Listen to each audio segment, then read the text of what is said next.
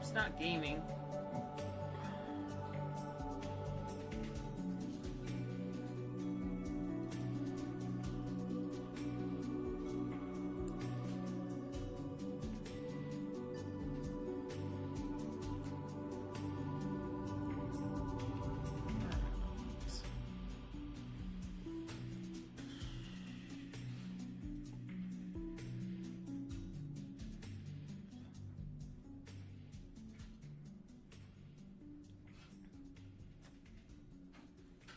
All right.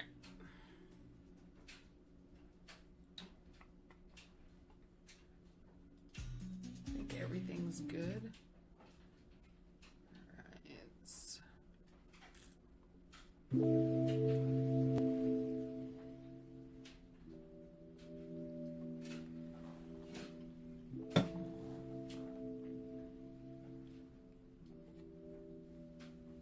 All right. Testing, testing. All right. Testing, testing. Okay, that should be good.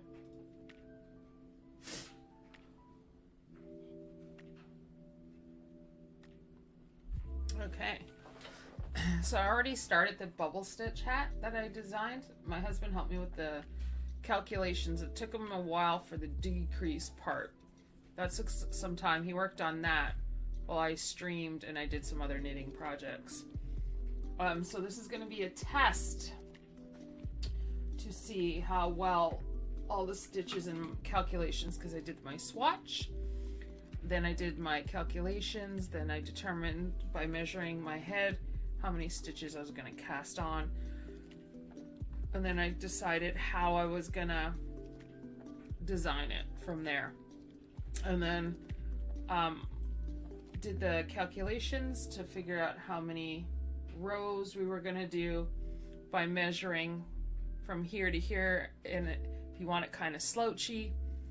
So that's how we did that and did the calculations. So now I started it already and the bubbles are coming out fine. So I'm just going to do a continuation of it. I put it in the round, and then I'm going to switch over to double pointed knitting needles as I go. All right. So I'm at the point where I'm on row 20, and now I'm at the knitting point. And the colors are so amazing. All right, I wonder if that's a little bright, the background. Let's see, maybe not. Where's my cam?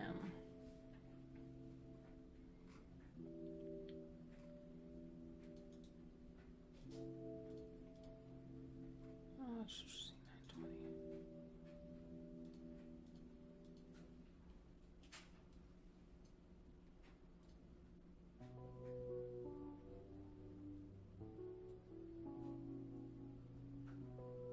That might be okay. All right.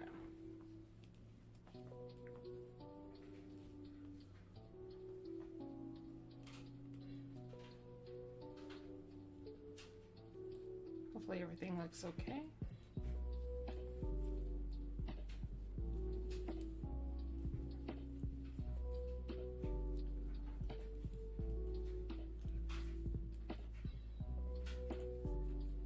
Just gonna go ahead and knit until I get up to doing the bubble stitch again.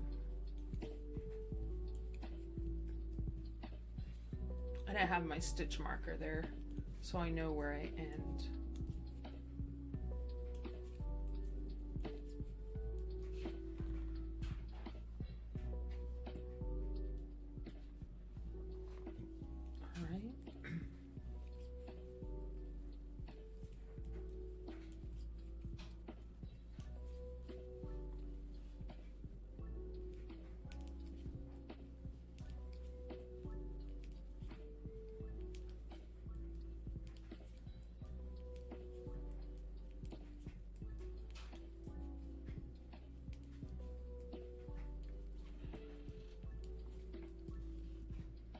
No, that's not what I want in there. Oh, thank goodness. I thought there was like a knot where it was spliced.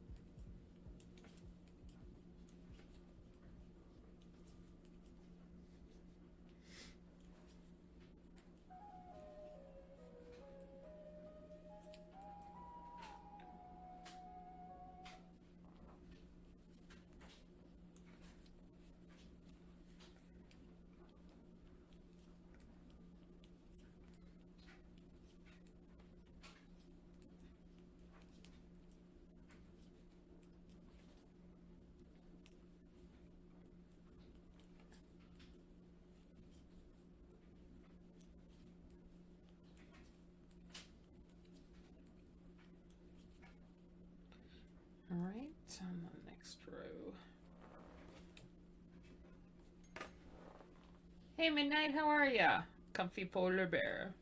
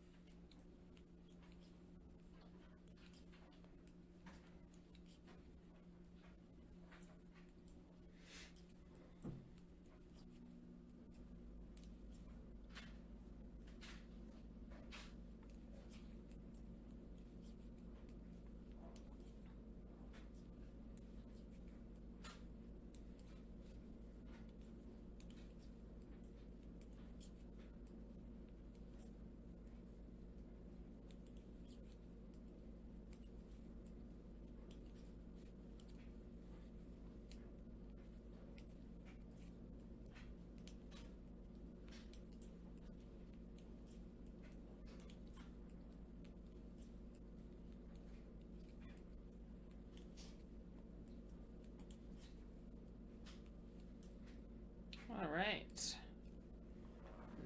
There we go. All right. And then I'll be doing the bubble stitch.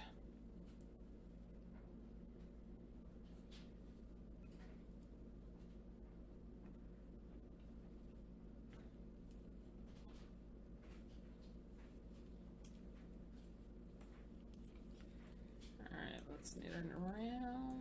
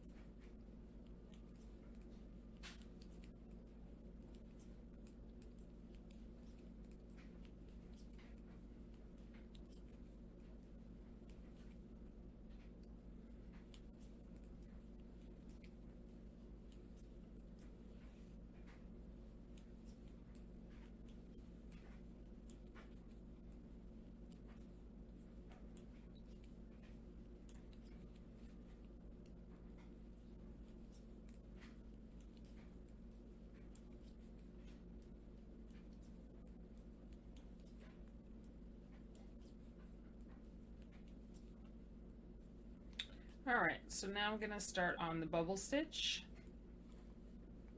All right, my next row. Okay. All right. I'm gonna end with a bubble stitch. Okay. So I'm gonna go ahead and knit 3.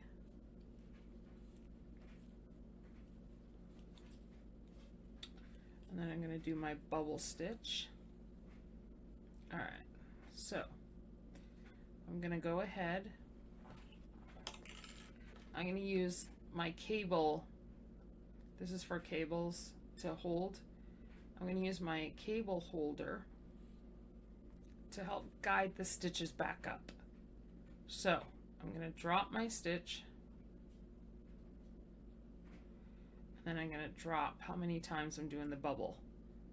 So that's going to be 4 times. Take out 4 stitches.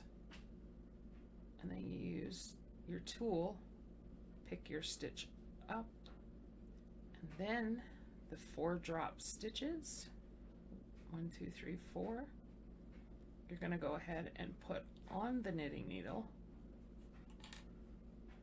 And then you're going to take that stitch that the first one you put on there, along with the 4 dropped. You're going to pull it through, and then what you're going to do is wrap it around through, and there's your stitch. All right, so I'm going to do that all the way through, and I'm going to end on a bubble stitch.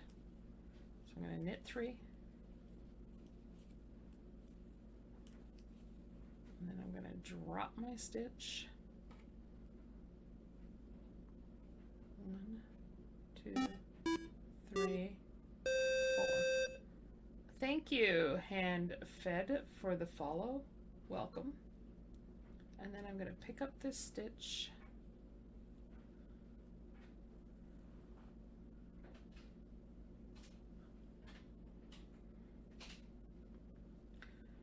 All right.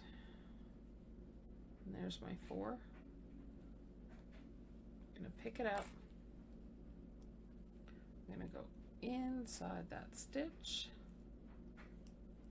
and then I'm going to wrap my stitch around and then drop it off. Okay, then I'm going to knit 3.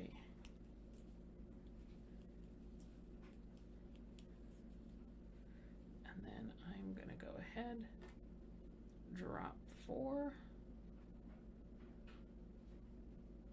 Now you don't have to use this as a tool to do it. You can use whatever you want, your fingers, you can use the cable tool, another knitting needle maybe. Use whatever you like. So there we go, there's the 4 dropped. 1, 2, 3, 4. There's the stitch put back on. Okay, you go under. And you're using that stitch to knit them all together. Like that. Around. And knit like you normally would. There you go. And you can see your bubble starting to form as you go. And the knitted stitch helps so there's not too big of a hole in the knit, and when you knit your rows, that helps form together nicely. Okay, so now I'm going to knit 3 because I just did a bubble stitch.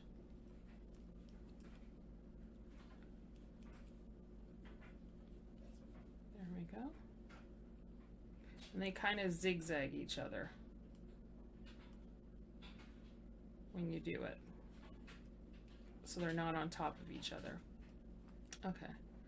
So now I just knit it 3. All right. 1, 2, 3, 4. All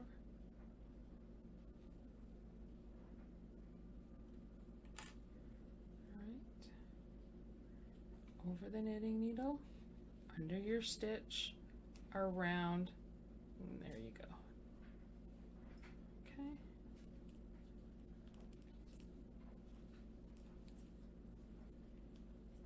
There's 3, And see how it's starting to form as you go. All right, now I'm going to drop my stitch. 1, 2, 3, 4. Pick that up. And there's 4 stitches. Up, knit, and let it all drop. And it stays, the drop stitches stays in that knit stitch that you just did.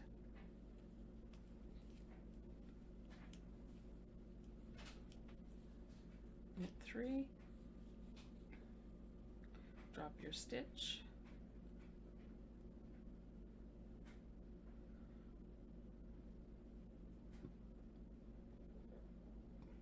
pick it up,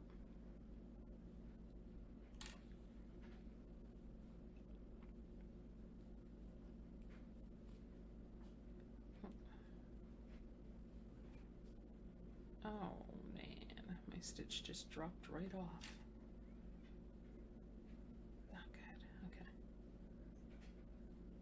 Let's put it back.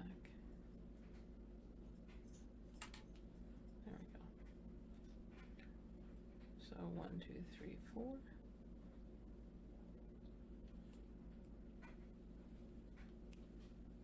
There we go. That's better.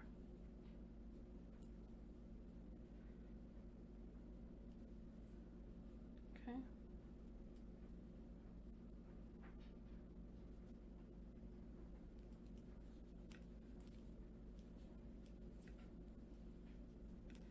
One, 2, 3. Hope it did not drop a stitch over there. I don't think I did. Yeah, I think that worked out. Yep. Alright, so then there's 3. And that's how you can tell you did your stitches by the way they look. And this is the bubble. So you, okay, you knit 3 and then you're going to drop for another bubble.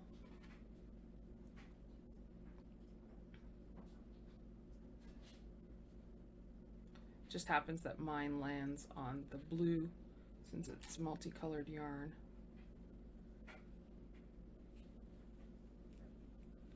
All right, there you go.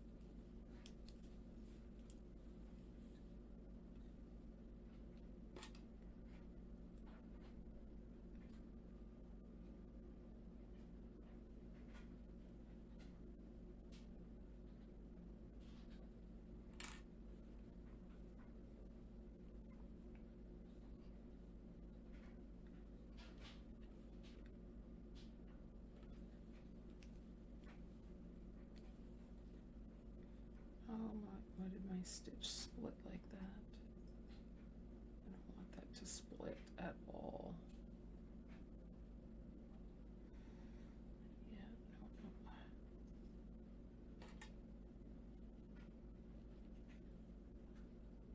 There we go, that's better.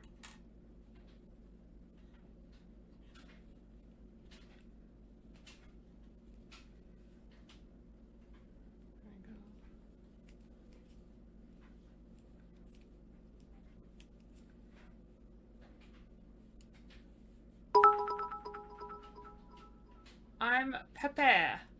Thank you for the 75 bits. I really appreciate it. How are you? 1, 2, 3, 4,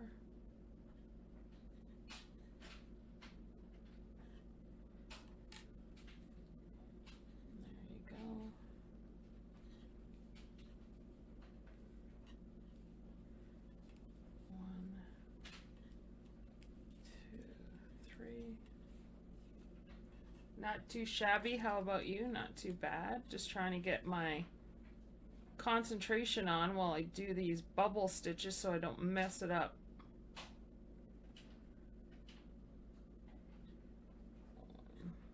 The bubble part take a little bit more in the zone concentration than just knitting it in the round.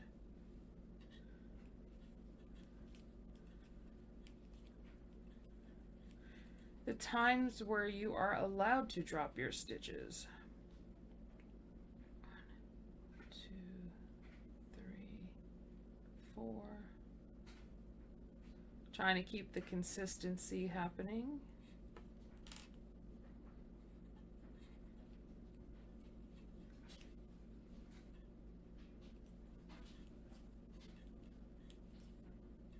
Three, and then I drop some stitches. As you can see, they're working out evenly and nicely. All right, so I knit it, I did a bubble, and then I knitted 3. Now I'm going to drop my stitches.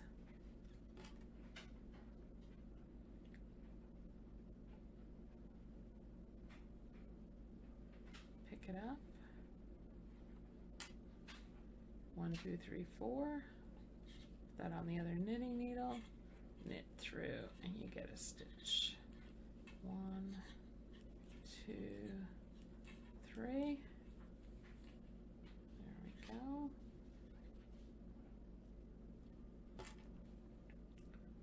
1, 2, 3, 4. And then we're going to put it back on the stitch, on the needle. And then we have to make sure we have 4 drop. We do under the stitch over. And that puts everything in perspective for the bubble.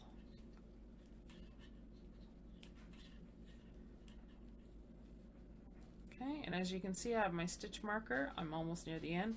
And if I did everything correctly, I should end in a drop stitch bubble. All right, there we go. 1, 2, 3, 4. Ooh, it's raining out. It's been very windy today. There we go. Knit 3.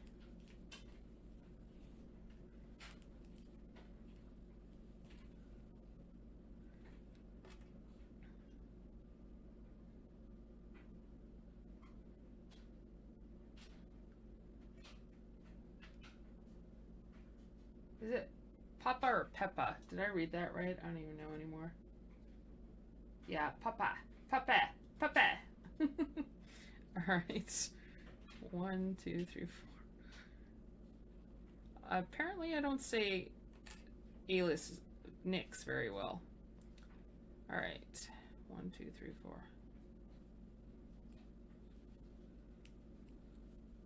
Knit 3.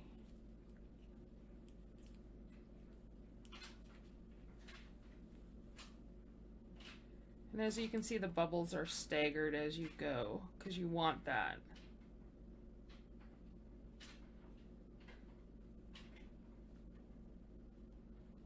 There we go. 1, 2, 3, 4.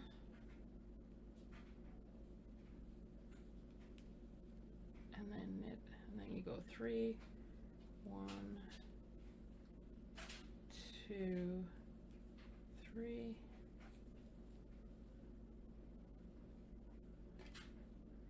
1, 2, 3, 4. Pick up that stitch. Grab the 4 you dropped.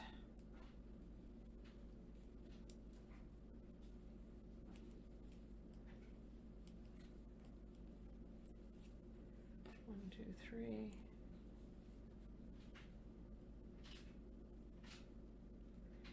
One, 2, 3, 4.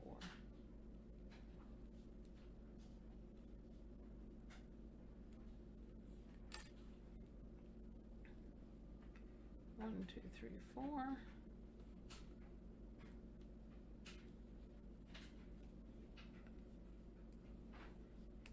One, two, three.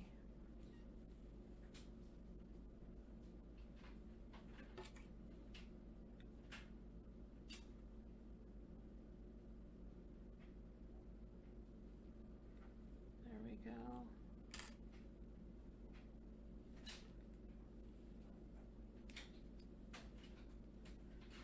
One,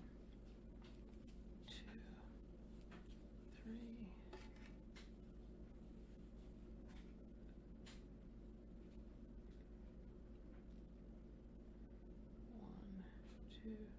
One, two, three, four.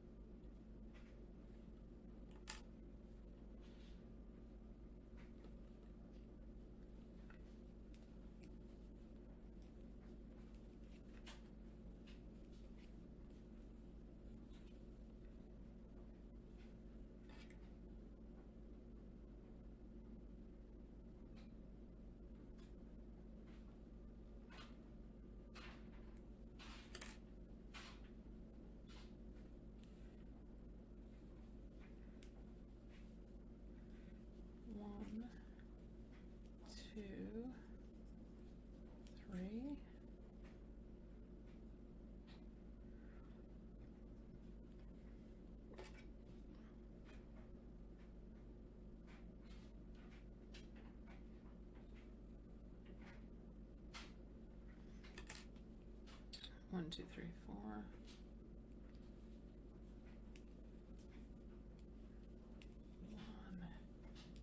two, three. And then we have 1, 2, 3. Yep, and guess what? Yay! I calculated everything as I went. 1, 2, 3, 4. My stitches were on note. Yay! Oh! 1, 2, 3, 4. That took a little more concentration.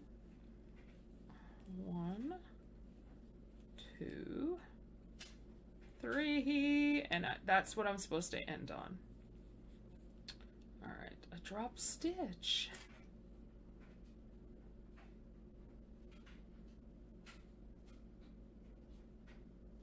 There we go. Pick up your stitch. You gotta make sure you have 1, 2, 3, 4. 1, 2, 3, 4. All right. There we go. There's some more bubbles added to all the other bubbles. All right, so now I put my stitch marker over here because this is where I am starting.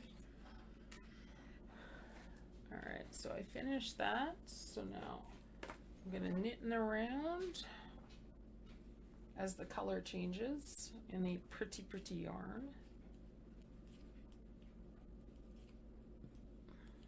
This helps closes up any gaps there is with the bubble stitches.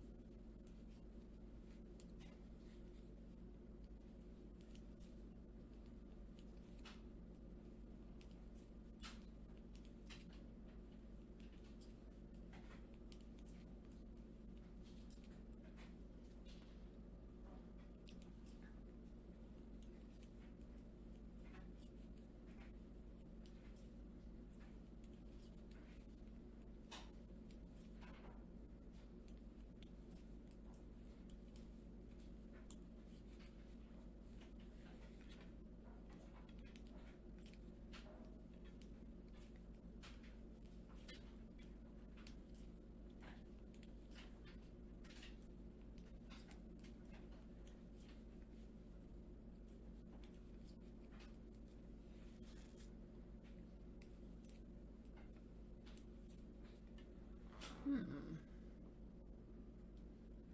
is so weird.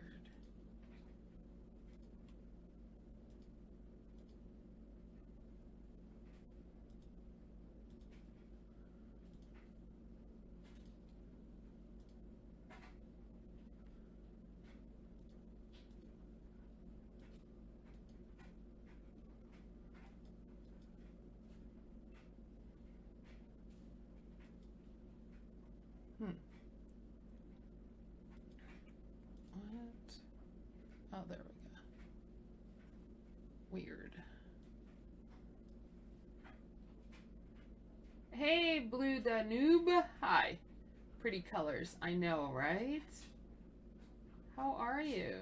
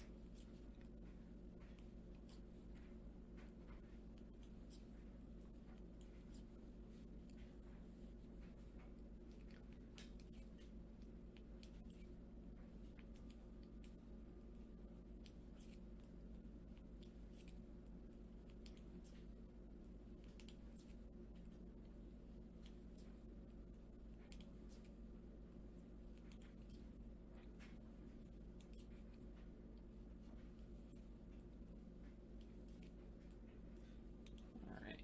There we go.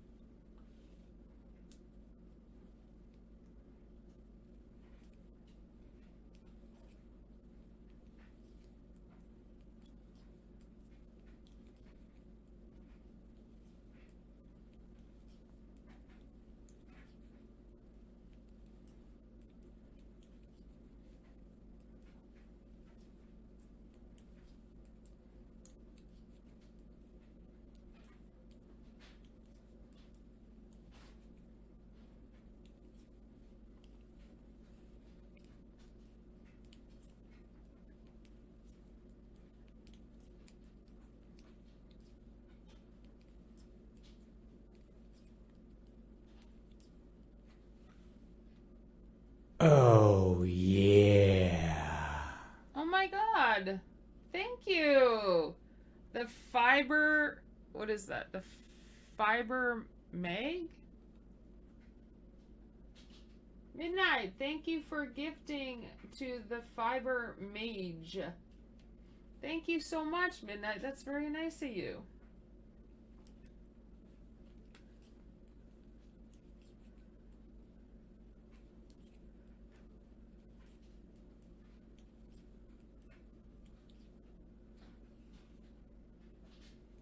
Number one gifter. Polar bear hype, polar bear hype.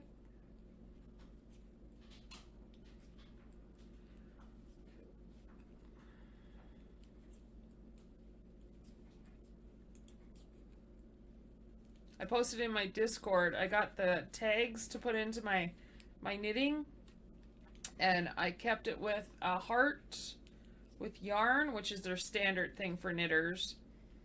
And I kept it teal, kind of like the polar bear heart with the teal.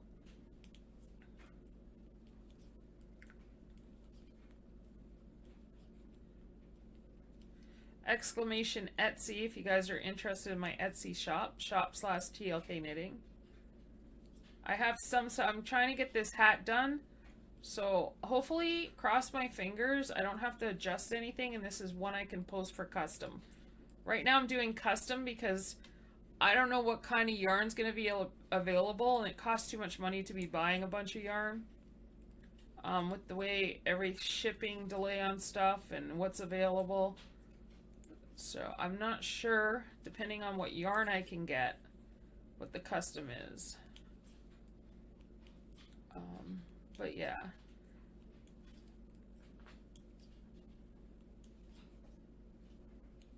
I'm hoping this works out because I feel like it's a little lightweight, so I might also do a swatch and do a heavier yarn, which I do have in the process printed out to do a swatch to do size 9 knitting needles with the Red Heart Love yarn. And I might even try a chunkier yarn. This one's a lighter fabric, so this one feels a little lighter. Hopefully the elasticity in it bounces back when everything's knitted, and hopefully it fits well. Right now I feel it's kind of feeling a little stretched out, but that's probably just because of the fiber. It's a little lighter weight compared to the chunkier. I have also a pattern. My husband helps me with my pattern so I can stream and knit and everything.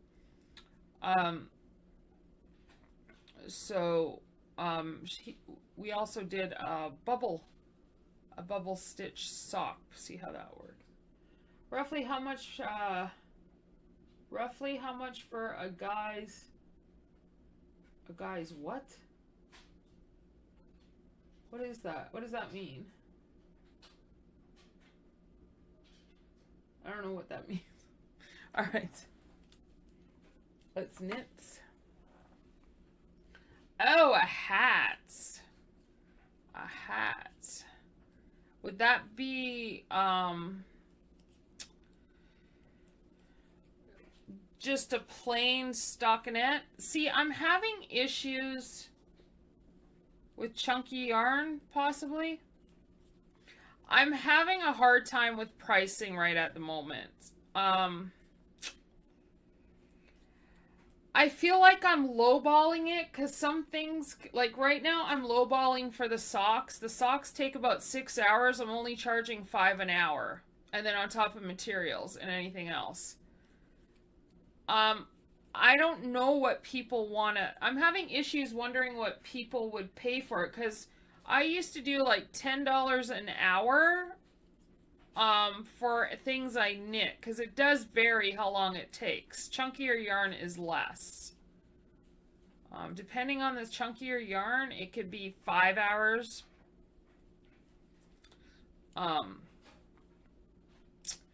So I'm having, it's almost like I need to negotiate how hourly also. Because I remember when I did Etsy before, and that's part of another reason why I quit. Because people thought my pricing was too high. And I don't know how other people does stuff, but for a cable scarf, it would take me 11 hours. And so it became hard on pricing. Like, I don't want to be lowballing to... You know, I really think $5 an hour is way too low. With the education background I have and how much at times it takes to design. Because a lot of patterns out there, you know, you can't really sell what you make because it's for personal use. And that goes for sewing patterns, personal use. So that's why I get my husband to help me with the design process. To put it in an Excel and do the calculations to get my pattern working correctly so I have time for streaming and knitting. So I'm also basing on measurements. So around my head, I think it was 20, but I can't be sure. So what I would do for a custom hat if you could measure around the circumference and maybe see how from here to here, and if it's a little bit of slouchiness you want to it, kind of measure. And then if you see a yarn that you like, what I could do is, if you wanted a custom order, pay for that order, and then I can try to get the yarn, because like I said, yarn's limited everywhere.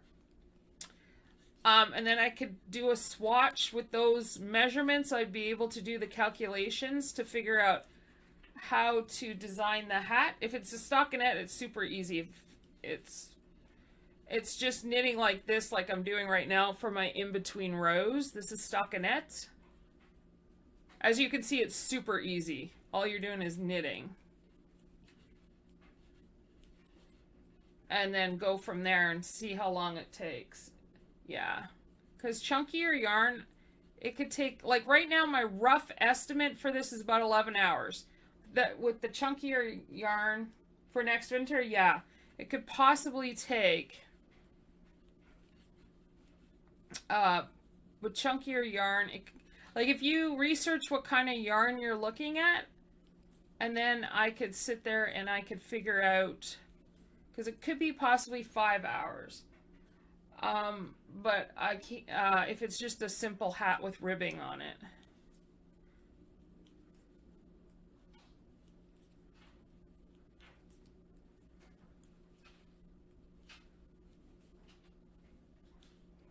And then whatever you think would be fair for hourly.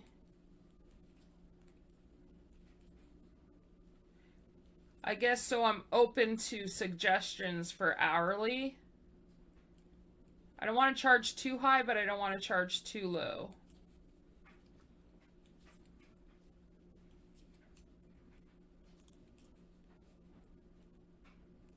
I don't know if he felt like I was dancing around the question, but I'm trying not to. It's just really hard when I don't have a set pattern for you to look at and designing and stuff. I hope you don't feel like I'm dancing around it. You wouldn't know what you're looking for? Okay, we'll work it out. Yeah. We can talk about all that. What kind of yarn and whatever, because what I could do is midnight is find a chunky yarn, knit up a hat if you can get the circumference around, and then I'll figure out the length of what, if he likes his hat snug or if he likes his hat a little slouchy. What I could do is I can find, if I have some yarn around here, and then what I could do is make one, and then I could post it on Etsy, put a custom order, and go from there. I can do it that way.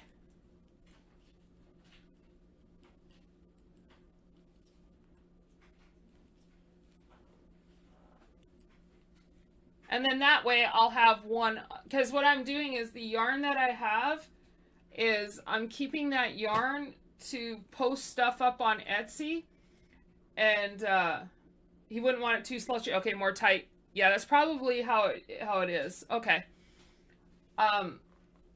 So it could possibly take, 4 to 5 hours, which is not bad. Because if it's chunkier yarn, it doesn't take as long compared to like this. This is size 7 knitting needles I'm using. So what I can do is he allergic to wool? Because some of the chunkier yarn has a little bit of wool in it.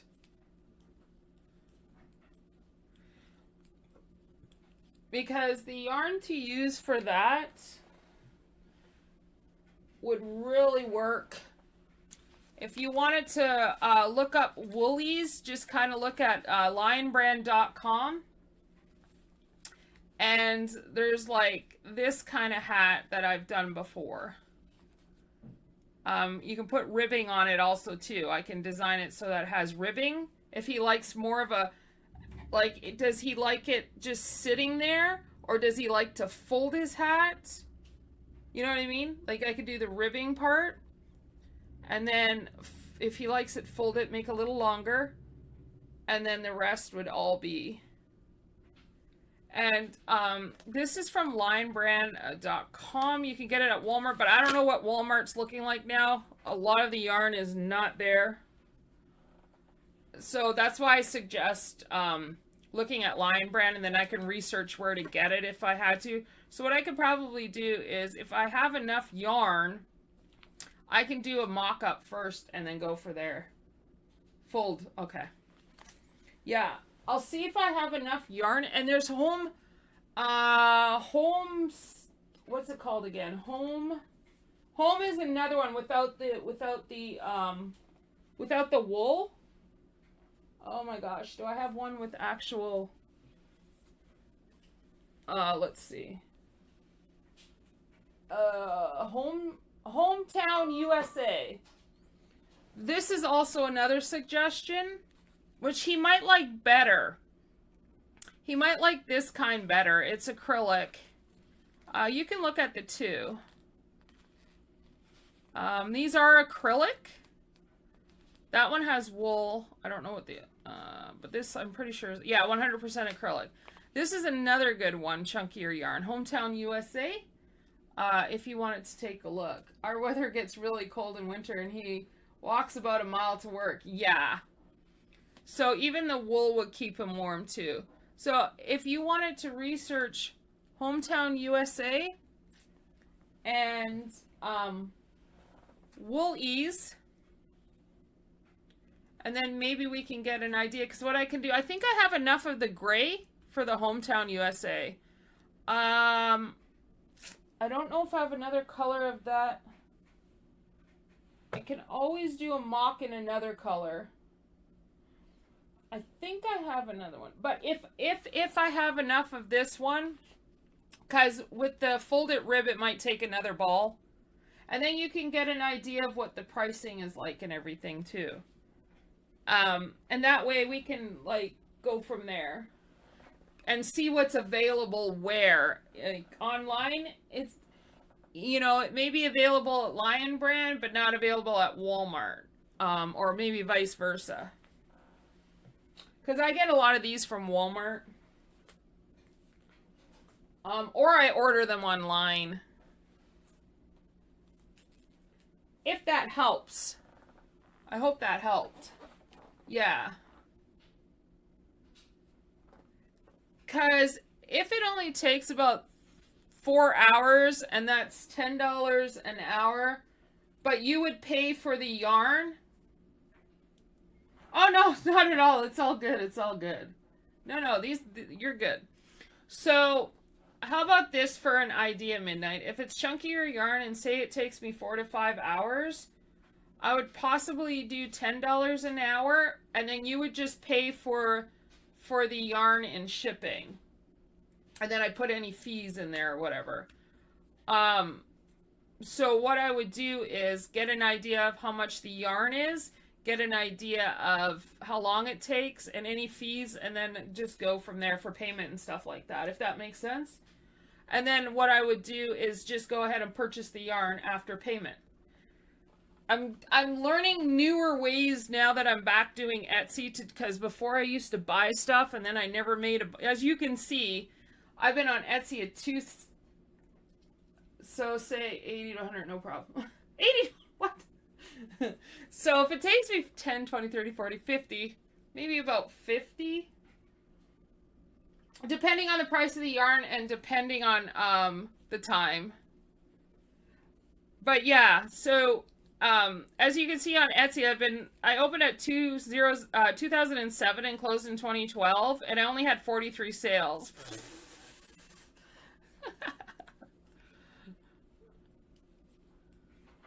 So yeah, probably wouldn't be more than 50. Depending, like I said, if it's chunkier yarn, it takes less time for sure.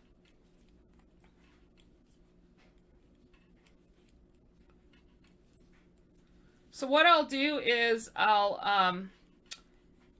if you wanted to measure around his head, you can measure around his head, and then you want it snug fitting, just measure from here to here, so I can get a guesstimate of how his head is. And then what I'll do is I'll knit up a swatch, and then I'll use one of my yarn that I have here, and I'll knit one up and then we can go from there. People don't understand the time aspect. They're used to machine making stuff. Yeah, exactly, Midnight. And I appreciate that you appreciate that. Yeah, because I have to do the swatch on top. I'll tell you in a nutshell how much time it takes to do all that. Because if it's a simplistic pattern, I can just make up the pattern, put it in Excel. So what I'll do is I'll do an overall of swatch to the end of a knit, and then we can go from there, and then I can post it on Etsy, do a custom, and put the pricing we agree on. How about that, Midnight? Because I also want to make it fair. Yeah. Because that's going to be a pretty simple pattern to work on once I know the measurements. And if it's only a stockinette, which this is stockinette, and then have like ribbing, which is not knit, say knit 2, purl 2 for the rib part of the hat, it's not going to be that hard. It'll be just straight knitting, because then I won't have to worry about the design aspect. Yeah. And what I could do is, I'll just work with what the yarn I have here, which is good, because then I'll have a photo and I'll have the yarn. And then go from there. And like I said, it all depends on what's in stock, because a lot of stuff are really hard to get right now. I've had to actually go to Lion Brand just to see what's in stock, because there's nothing in Walmart. I guess it's more of going through the actual manufacturer than going through companies that actually stock them. What, no llama on it? I know, right? Oh my gosh, you know how long that would take to design a llama? My gosh. To put a llama on it. Then it'd be copyright and you'd have to design your own llama. Can't be similar to Fortnite unless it's for personal use.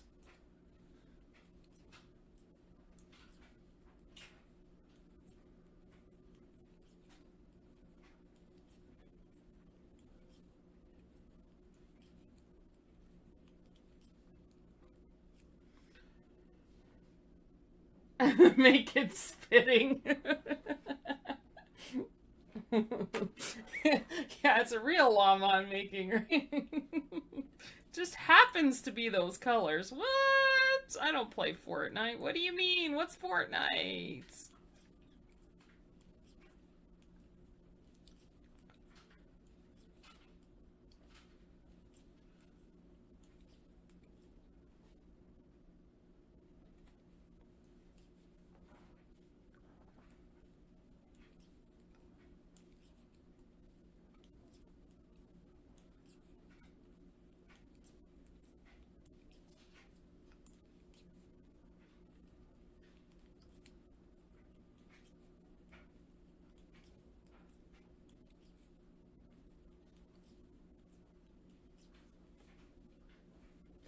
Llama.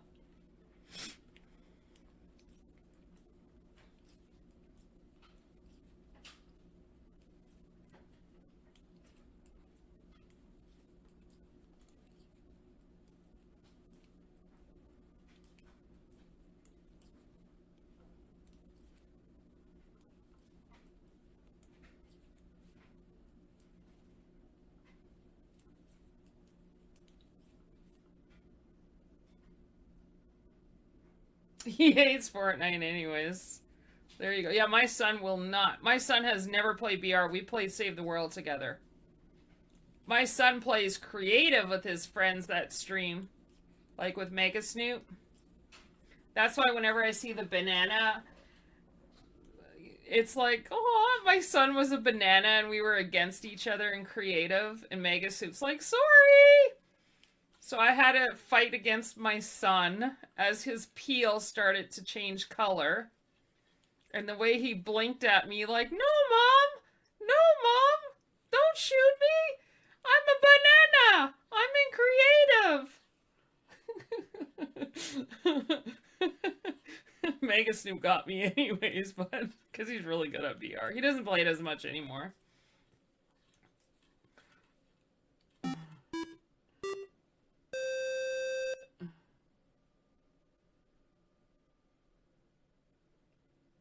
thank you for the follow.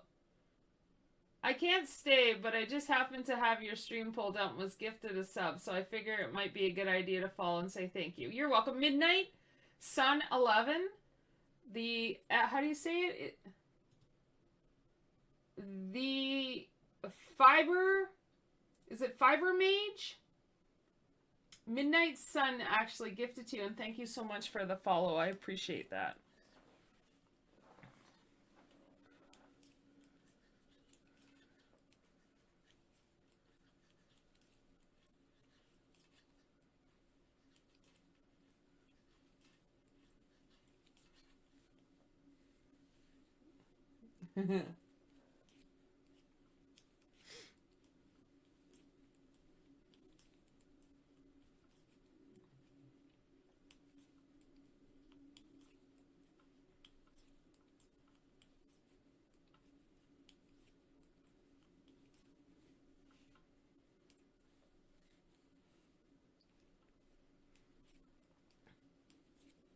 Enjoy your polar bear emotes.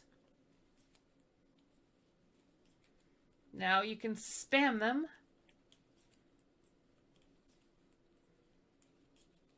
I have one more slot to be opened. I've been streaming for over 2.5 years and I still don't have all the slots open. So I have one more slot to open. And I'm going to put back my polar bear that's holding the Canadian and American flag.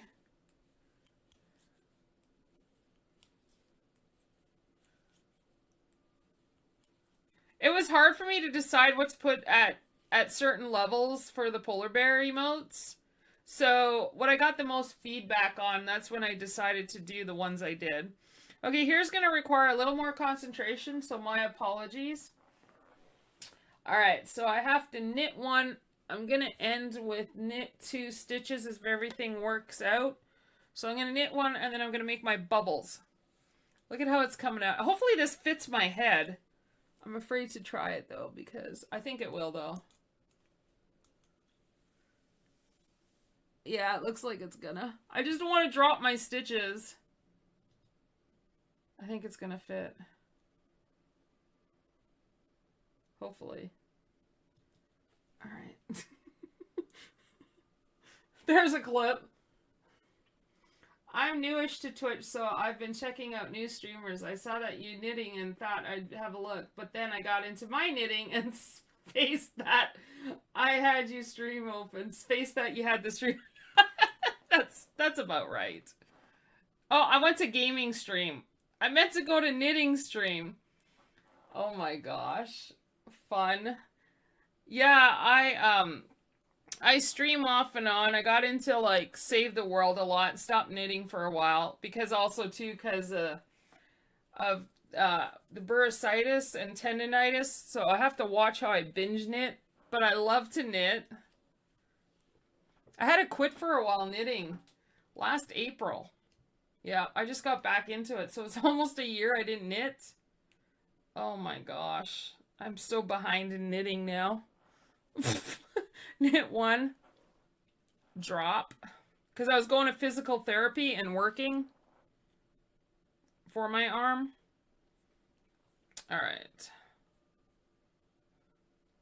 1, 2, 3, 4.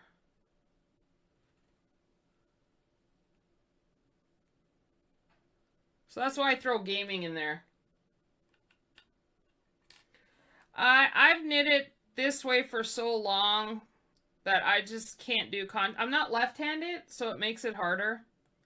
And it's harder to get the tension. I'd have to relearn my tension all over again. And then I'd never get anything knitted. So, I mean, I don't think it's just from knitting. I'm old. I've done like data entry. I've done knitting. Like, I'm old. I think it's just being old. Knit 3. I'm in my 40s.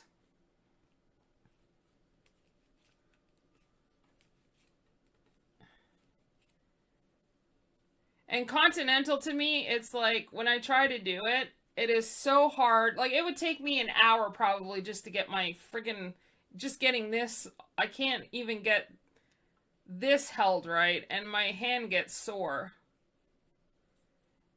I don't know. I just feel like it takes too long. Alright, so I knitted one. I dropped 1, 2, 3. Knit one, drop 1, 2, 3, and then drop this. No, I don't know how to crochet.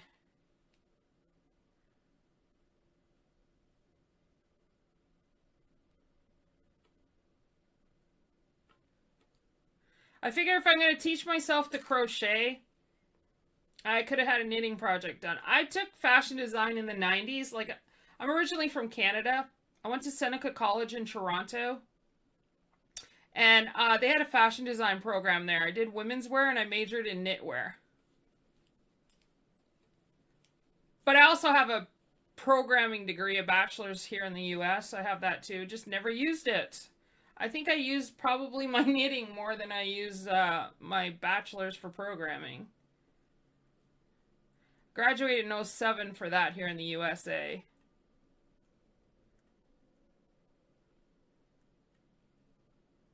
So I do have an education background, but we used a knitting machine. And then you did all your swatches and attachments to the knitting machine.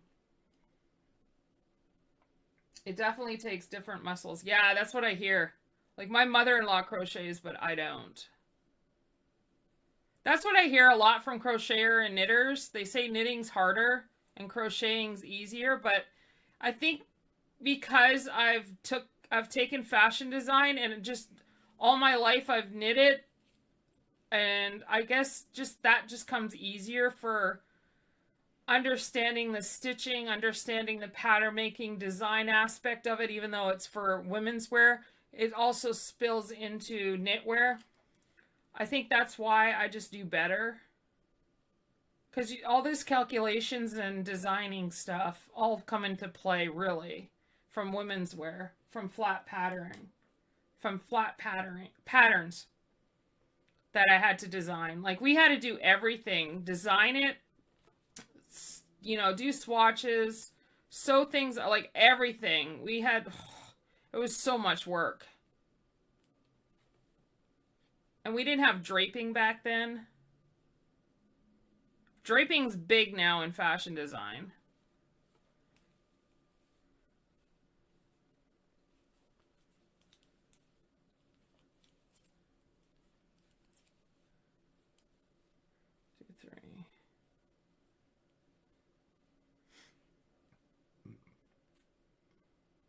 I do both. The knitting's easier. See, that's how I feel. I feel crochet's hard with the chain stitches and that. I guess everyone has their different ideas of how it works. My grandma knitted and crocheted and had her own alteration shop, but unfortunately none of it rubbed off on me. Yeah, I did alterations when I got out of college.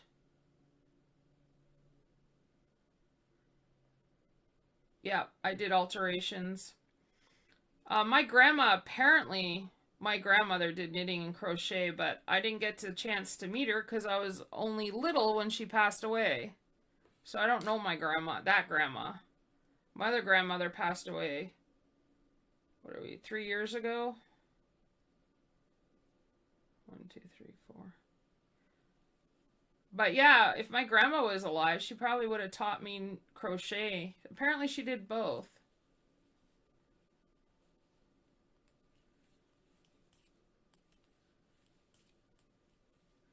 But as for knitting, it gets complex when you have to do your own designing, because it's not like you can just, with the pattern restrictions, I mean, it's easy to follow a pattern, but once you're designing it, that's where it gets a little more complicated. Because a lot of those designs will have, you know, a lot of patterns on websites will be for personal use only. You can't sell them, things like that. That's why if I do any patterns from a website, I emailed both of them, and they said, the Yarn Sensations and Lion Brand, and they said as long as you reference back to the pattern, it's okay to stream it.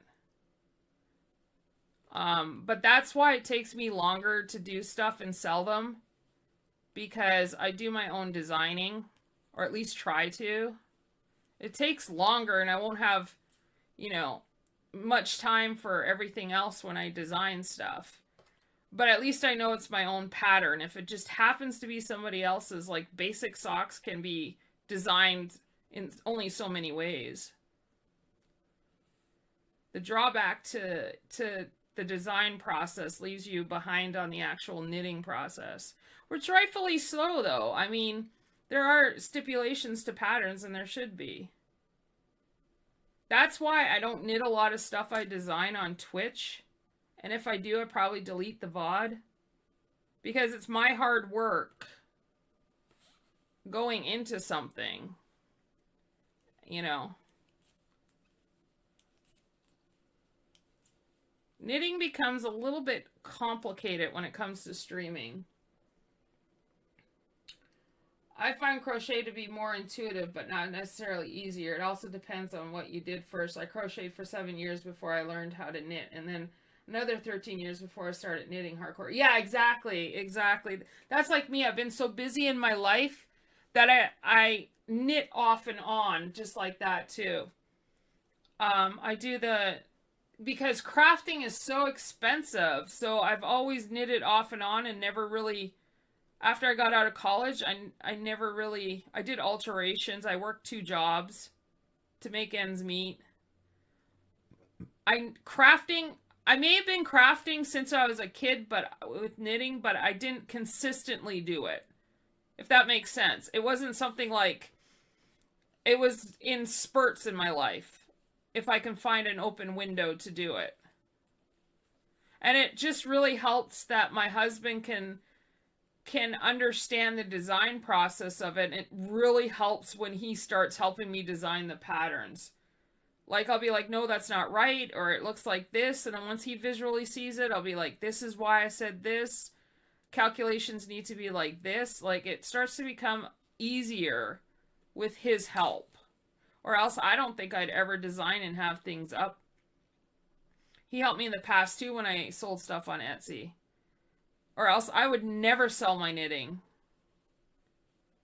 It's too much work for one person. The marketing, the designing, getting your design aspect of anything online, you know, being online all the time starts to become exhausting. You know, promote.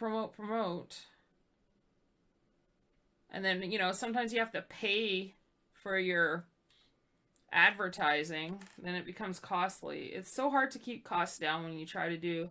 That's why when a lot of people are like, why don't you do Etsy? Why don't you? Well, I quit Etsy for a lot of reasons. It just becomes too much after a while. Like, if I could afford to put money into stuff, then maybe it would have lasted longer and maybe it would have worked out, but I need it to work. I need it to do this. I need to do that. And being one person doing it all is not easy. Especially the knitting part, because it's so time consuming. I've only been knitting for about 7 or so years, yeah. Consistently, I've been knitting off and on since 07 for consistent, but my life prior to that was off and on since I was, like, in brownies. I was, what? I don't know. How old are you in brownies? 8 years old, I guess? So when we first learned knitting. And I'm in my 40s.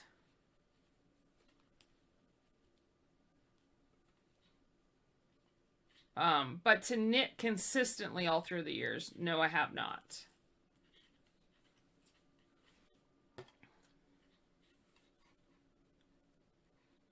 That's why it's so hard to say, like, when people are like, how long have you knit it? Well, it's kind of, I don't know. Like, I know of knitting, and I know what to do with it. It's just a matter of, I never had money to keep up with it or time. So it's kind of a hard question for me. Because I don't want to cut myself short and say, oh yeah, consistently since, and then people be like, oh, you haven't knit that long. Well, no.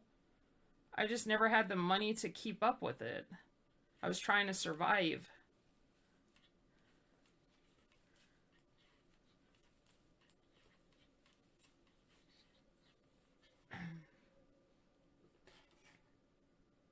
Yeah, pretty much. That's what I've been thinking on doing.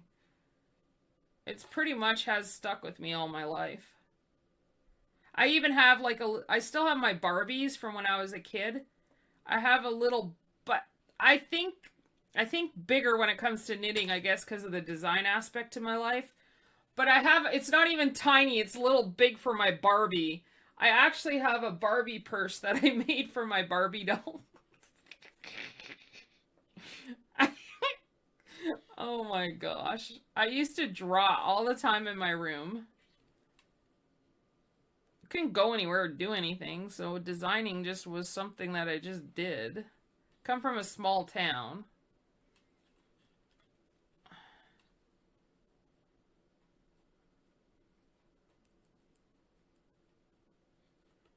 Alright, that yarn split on me. Okay, what's happening? That yarn keeps splitting. 1, 2, 3, 4. When my son was a baby, I'd sew him stuff, knit him blankets.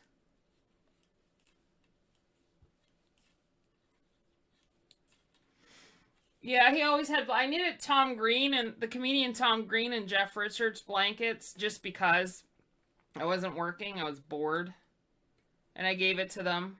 I have pictures of those on Twitter and wherever else, Instagram. Jeff Richards was last year. Tom Green was in 2016. I gave it to him. Jeff Richards was in DC and Tom Green was in Arlington. And then I made for a bunch of streamers on here. I made some blankets and just gave it to them. They didn't request it. I just made it. Chunky blankets. Hopefully it didn't fall apart on them. Because when you do chunkier yarn, the yarn tends to come undone a little bit easier. So I had to tie knots and then sew the little pieces down that you weave in. Mine I didn't. I didn't care. But my husband's, one part of it almost came undone. I had to tie it back up in a knot.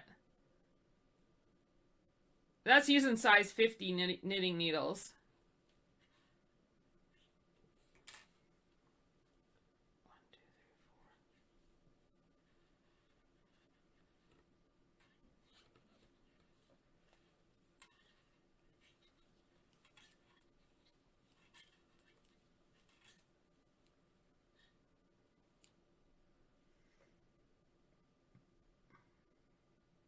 Oh, well, thank you.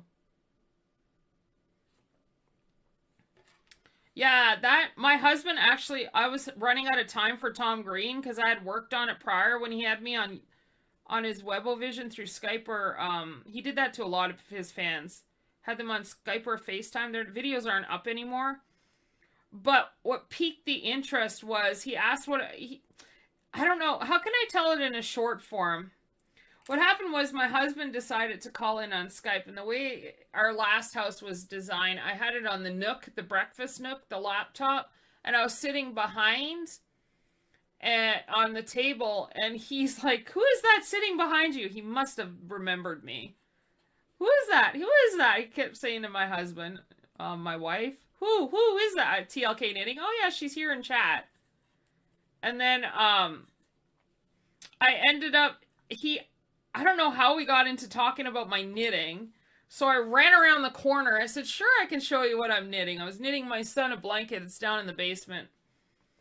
And I came back and showed him. You can hear people in the little bit of people that were in his studio laughing. And it was hilarious. And I showed him, and then I go, "I can knit you one." And then I was like, okay, whatever. So then I kept going. And there was a time I was actually on again when he was on. It was rare that I got to talk to him. And he asked he goes, "How's the sweater going?" I go, "Sweater? Oh, blanket." And I was like, okay, that piqued interest. I was like, he really is interested in this then. And then I just kept knitting it. And my husband helped me cross-stitch the lettering on because it would have took too much time to calculate the lettering and incorporate it in knit style. So what I did was I just cross stitched, and my husband helped with some of the cross stitch because it was getting close to the date because I started in 2015. It took 3 or 4 months because I was working, and so I got it done just January 2016, just in time. I sewed the fleece backing on the back so you can see all the cross stitch work, and yeah, and then I gave it to him. I did that with Jeff Richards too. I got Jeremy to help me with that too. Cross stitched the lettering because that it takes a while to do all that. And I put a backing on it, and I streamed some of it. I should actually post some of that. I should actually maybe find it and do YouTube on it. But I actually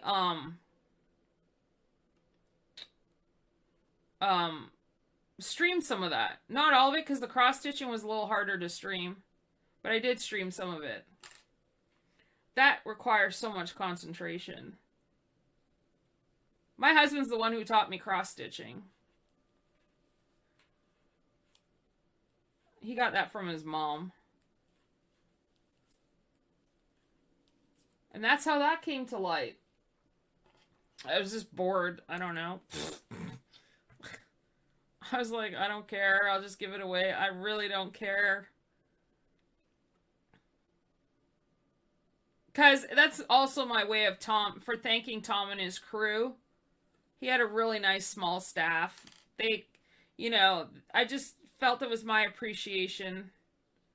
I mean, I should have knitted the whole entire staff something, but that was just basically my way of saying thank you for letting me be on your Webovision through FaceTime or Skype. Even though he had a lot of people. I wasn't solely the one. A lot of people were on there too. The band Famous and any other fans there was that I got to talk to through YouTube. I wasn't solely the one. There was other people. But that was just my way of thanking them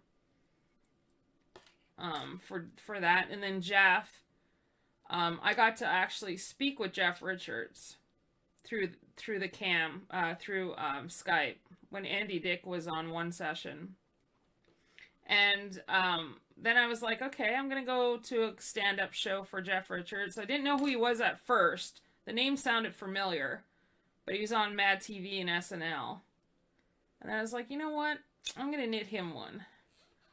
And he sings some songs. Mature audience. Mature audience for those. And his album is called Ditto Kiddo. And that's how I did that. That's how he said, yeah, Ditto Kiddo. So I said, sure, I'll put Ditto Kiddo on it.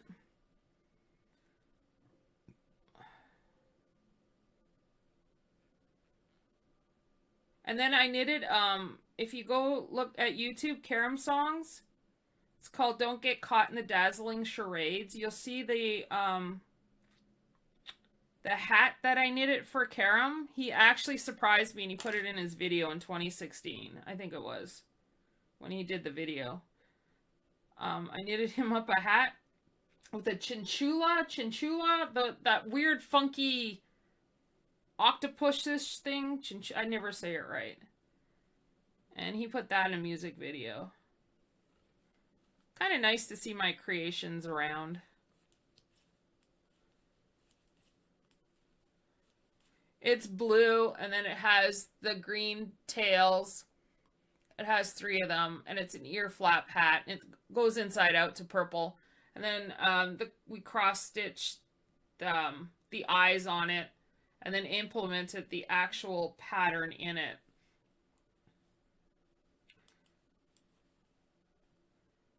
Alright, so now drop a stitch.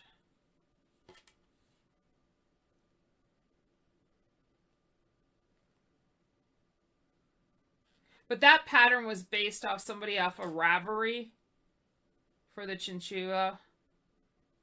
It wasn't solely our design. Because it's so much work.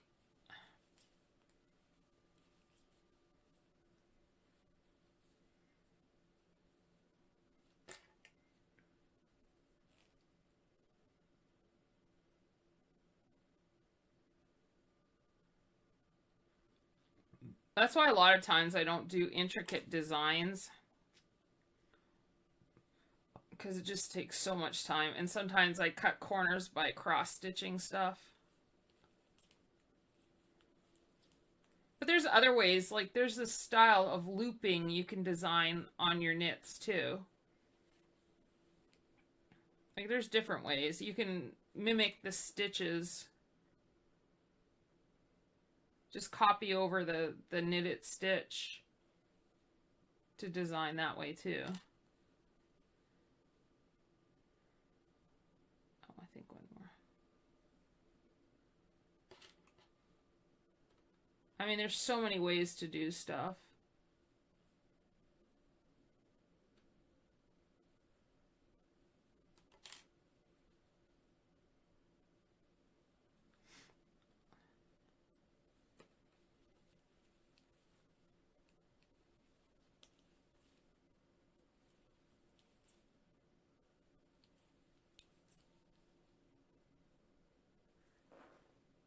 Woohoo! Yay! Knit 2 stitches. As I talked, I was still able to pay attention to my stitches. This mosh seed stitch scarf that I'm doing with stockinette, I literally would try to stream it, and then I literally had to take it out. Double-sided knitting, I've had to take out. It's so hard sometimes to chat.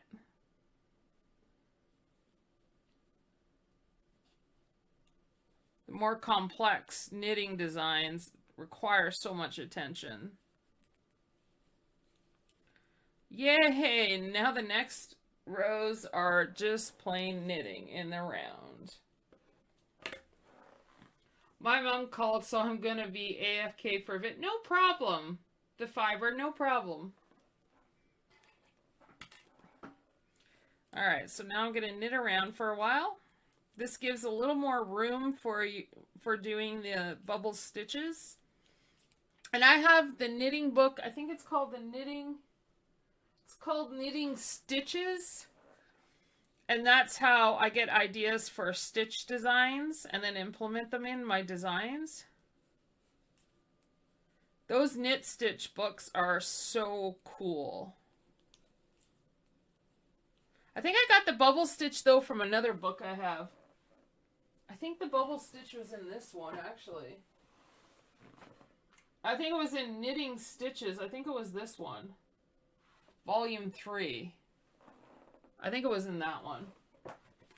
And then I have a book for cast on, different cast on stitches.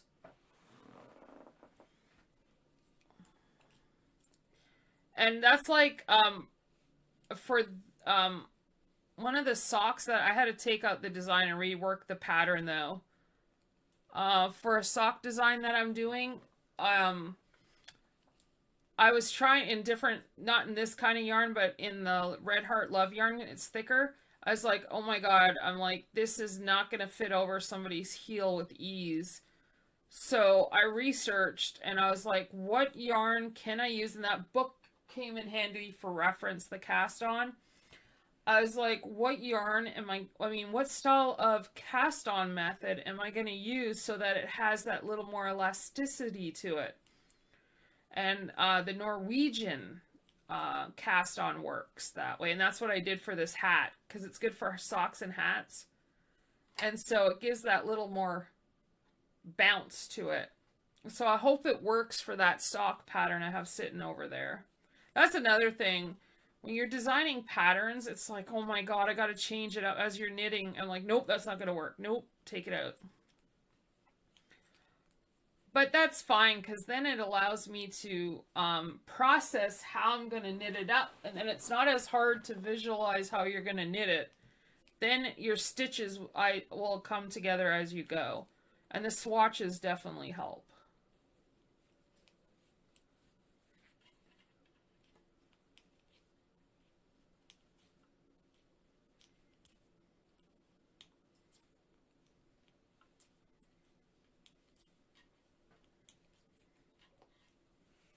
Maybe one stream I should try to do a little. I'll probably get frustrated though. I could try to do continental. Probably could have had a hat done by the time I learned Continental.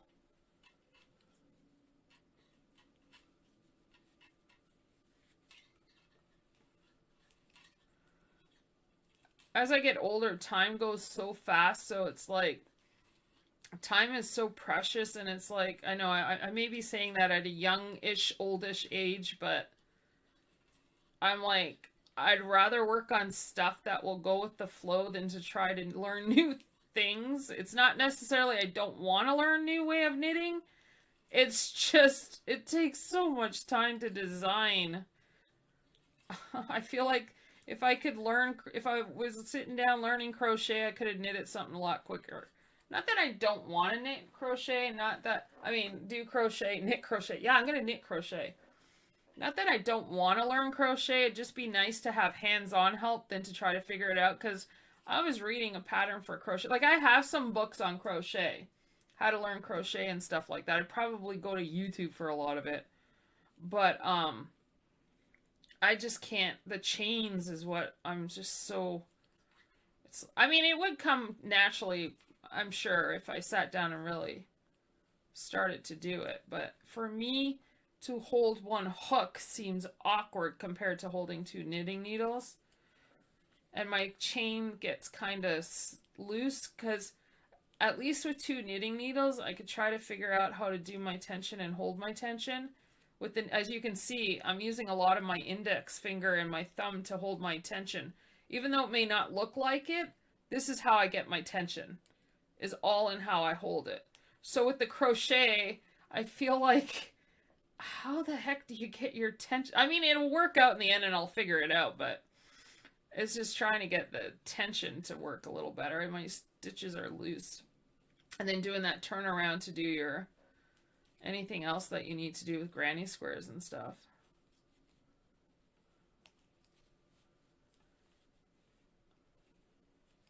But yeah, like before I started this, like I started streaming at 8:30 and I started on row 19. I'm only at 31. Prior to that, I did row 1 to row 18 and it took me 2 hours. And that's just me not even having the television on. I was just knitting, quiet. That was quiet knitting.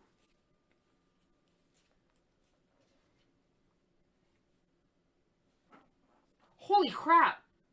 It's 10 o'clock already? What? See? The time gets away from you. Oh my gosh, what's my uptime? 1 hour and 41 minutes. Holy cow. I've been working on this for... What? Yeah. It definitely... And I have so many other projects I want to try out, so I'm trying to... I finished my other socks. I had one more to finish within that. So I'm trying to get a lot of knitting project ideas that I have, get them done to post to Etsy. That's my goal right now. And then streaming some of it and then editing, posting to YouTube. Like not knitting the entirety of the hat, just kind of stitches here and there, and then I'll figure out if the pattern works or not, and maybe I'll post it. I'm not sure yet.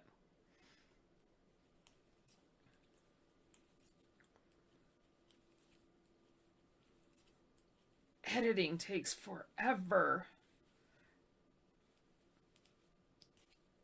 For the mask that I posted on YouTube, well, I streamed it live on Twitch, but I did, and I felt like I was doubling the work.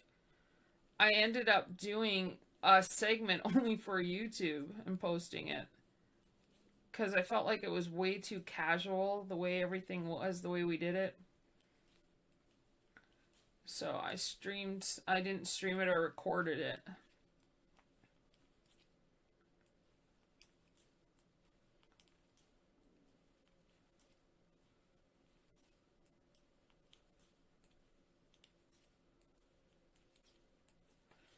This yarn is so nice, the way it changes colors. I hope I get quite a bit of this out of this hat.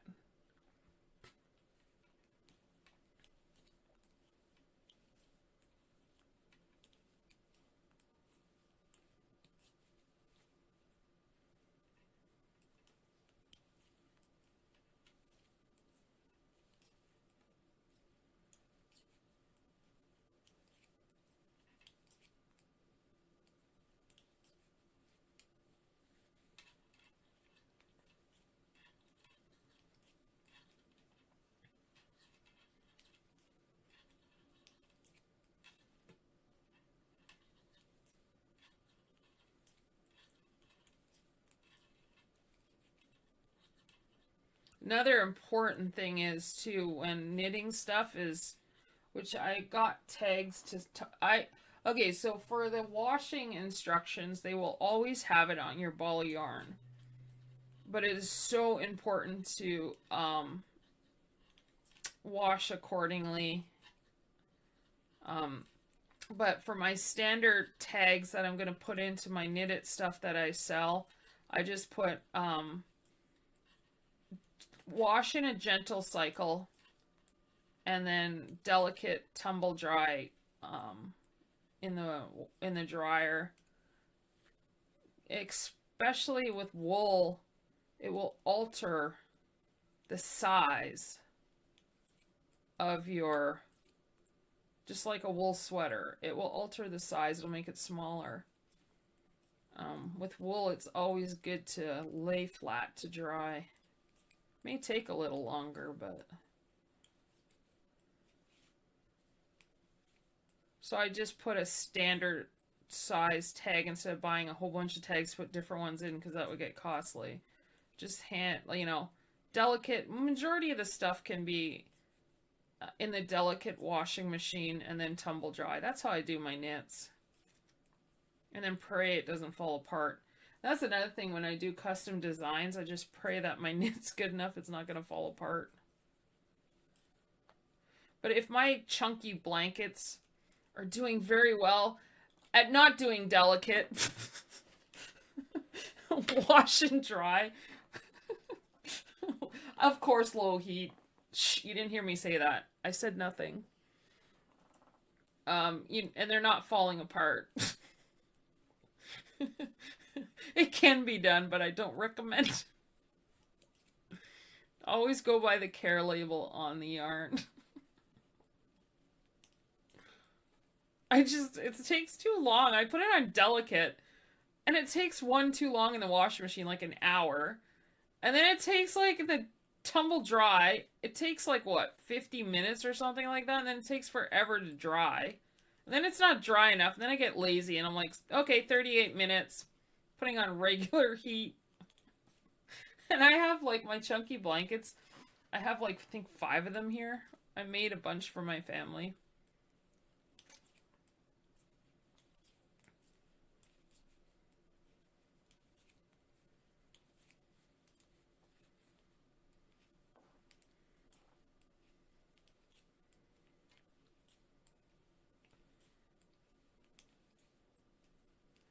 And another interesting fact, too, like I had to deal with this.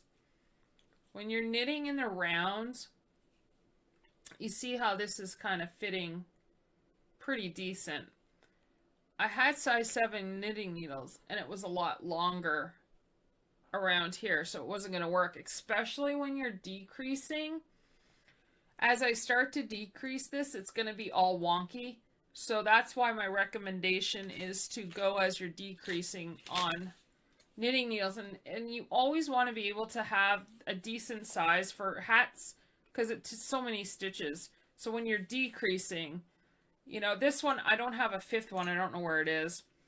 But you can always put them on 4 knitting needles and knit with your 5th one. So I'm going to work with right now 3 and then 1, because I ordered some more. And I ordered a smaller size 7 knitting needles for in between. My mother-in-law gave me, it's a case, and it has, you can screw on the length, but it doesn't have, I got a 9-inch instead. This is a 12-inch. That was the lowest it went. But I think I can probably do it with a 9-inch. But I mean, you can also do the entirety on double pointed knitting needles, but I don't have long enough ones and I want to keep buying knitting needles. So I decided to do in the round and then do it on double pointed knitting needles. Those are other things to take into consideration when you're knitting also too. How many stitches, the length of the knitting needles, what size knitting needles, if you should move them over to double pointed knitting needles. So that's another thing to consider when you start knitting. And that's one good thing about patterns that are already done for you, everything is there and laid out to what you need to use. If you're a beginner, it's probably best to practice on those patterns. And then you get a feel of the yarn type and the knitting needles and what you're using after you've done your swatch. Because when you work with your swatch, sometimes you need to go up a size or down to get your 4x4 consistent for your swatch.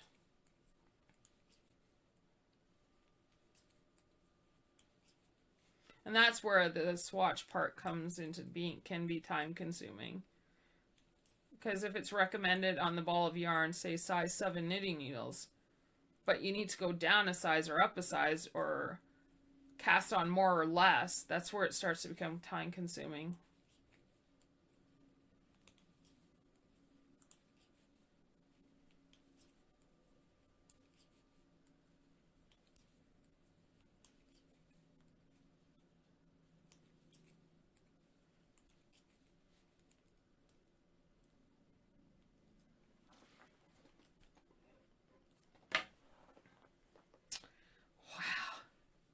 Sorry about my cam lighting there. It's making the red a little brighter, but it's kind of like light red.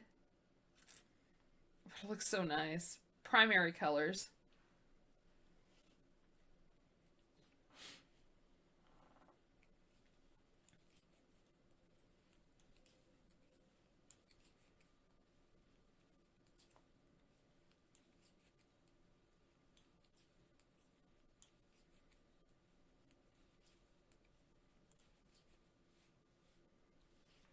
Thank you, Midnight. Thank you.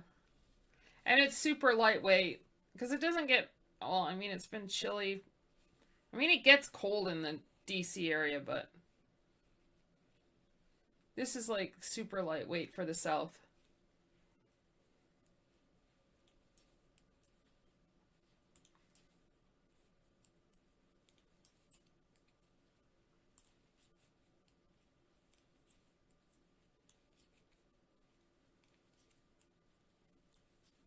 I can't wait to do the bubble socks that I have in this yarn also too.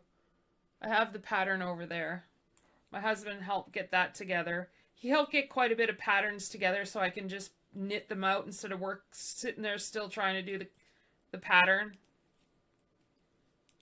And for this one here, he gets a sense of what it's like to design the pattern. He's like, that took me forever, he said, to get, because you want the bubbles to be consistent. So he said as he was decreasing, he said it took him a long time. So what he had to do, because everyone sees things differently, he had to actually make, as you know, as in knitting projects, you'll see the actual, where you have your legend, like the X is 1 stitch, or the top hat is knitting, or whatever, right?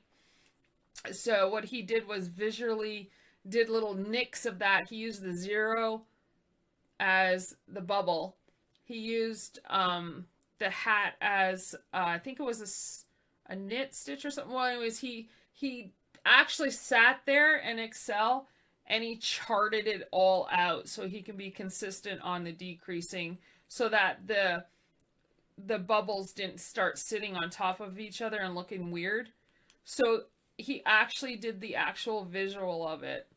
And then when he wrote the pattern out, he got an idea visually of what it was going to look out to do the pattern, because he said he was having a hard time trying to figure out the pattern. And he said the way he designed it, he says, I don't think it would have worked out. So he did a visual of it that way. So there are different ways to figure out the patterns, and Excel is a perfect way to figure things out. That's where we do all the patterns, is in Excel.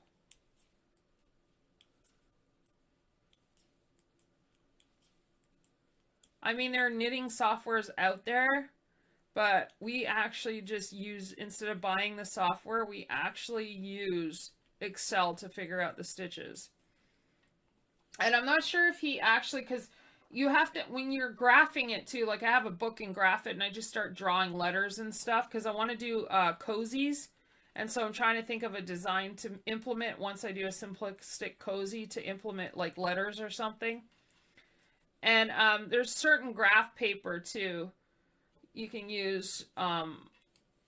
It has to be a certain size, and I can't remember the size, but it's so hard to get that graph paper um, for your knit stitches, and to just sit there and draw and doodle. But Excel is a good way to use it too if you want to just do things on the computer solely. I guess I still like doodling once in a while on paper, but Excel is perfect for that.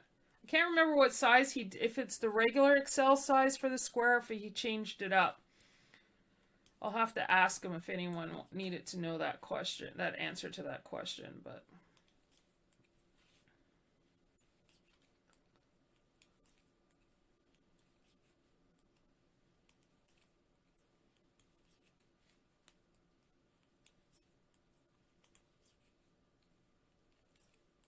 So here's to crossing my fingers we don't have to alter this hat design. And everything works out perfectly. And that's one good thing about, trying out your designs before actually selling them. Because if it's wonky on someone else, you don't have to, worry about exchanges or returning or whatever. You can just try to figure it out prior to selling something. Because not everything's going to be perfect in a design. There's going to be tweaking.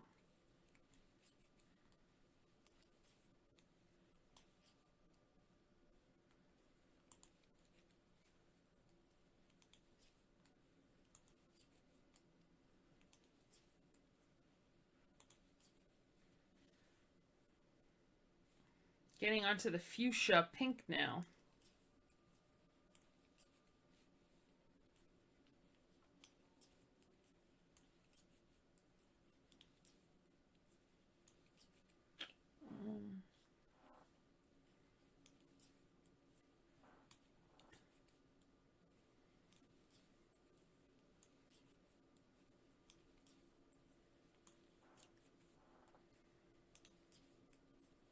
And as you can see, the bubble stitch, it's not too bad to do.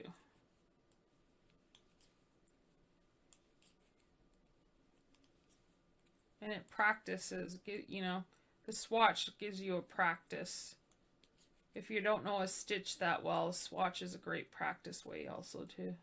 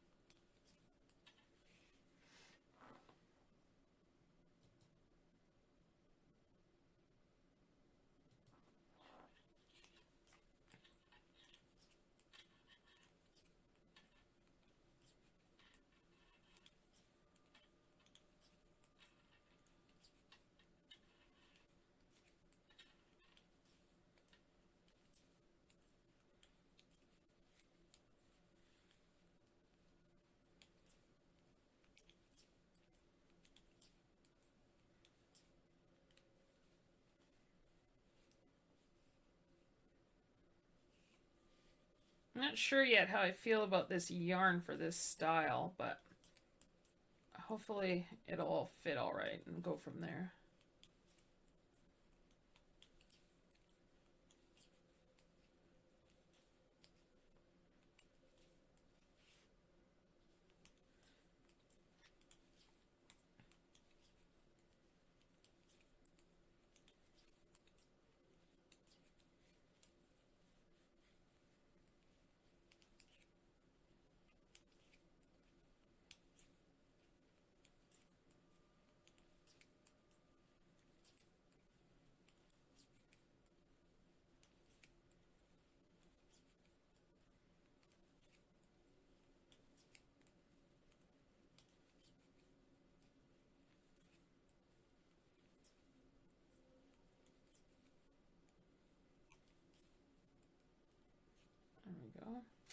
All right, so now I'm going to start on a bubble row. Stay. So when I started it, I was just starting here, so I got quite a bit done within a few hours. And today I was starting on the bubble. I got this done before I actually got that part done. So I did quite a bit today. As you can see, the bubble stitch knits up pretty decent. It's not hard at all.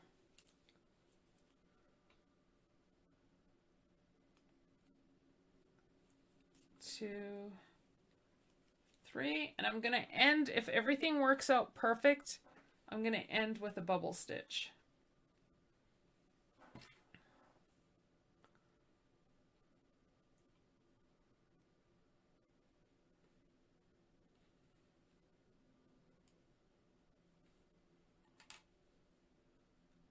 I have 4 over, under, knit 3,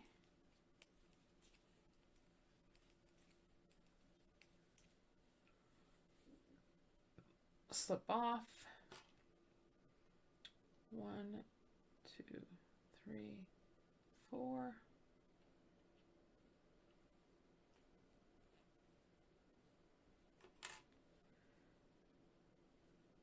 1, 2, 3, 4. 1,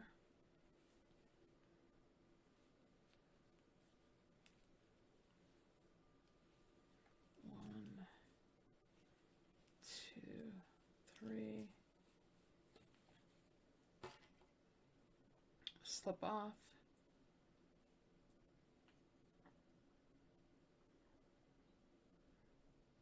Put it on.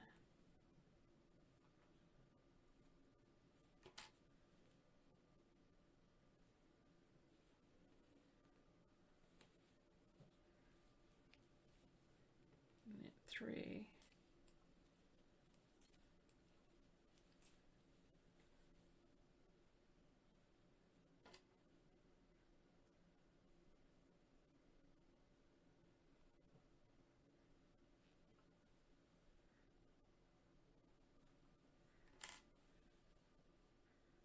One, two, three, 4. And then knit.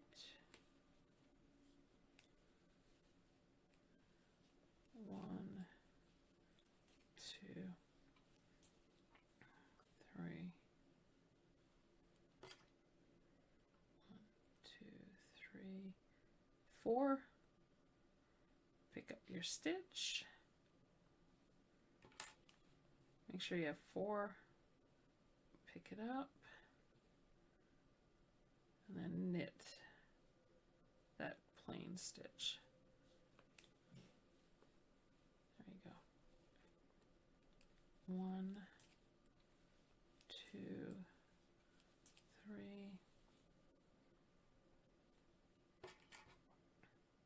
1, 2, 3, 4. Pick it up. 1, 2, 3, 4.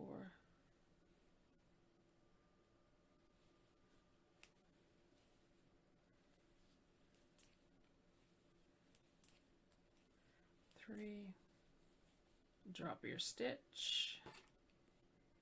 1, 2, 3, 4.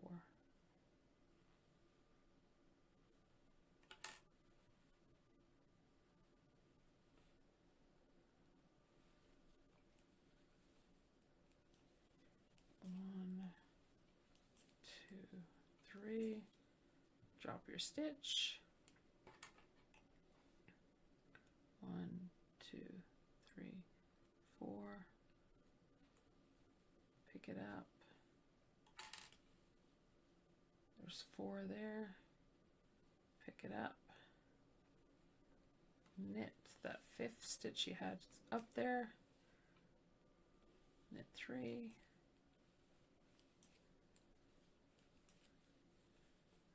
Drop your stitch. 1, 2, 3, 4. Pick up the 5th stitch here. Put it on your knitting needle. 1, 2, 3, 4. And then that 5th stitch.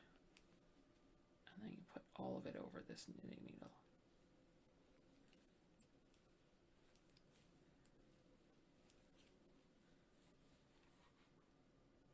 Drop. 1, 2, 3, 4. There you go. 1, 2, 3, 4.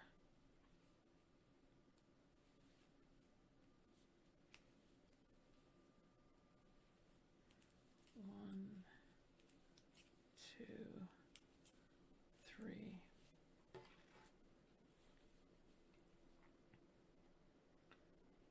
Okay, drop it.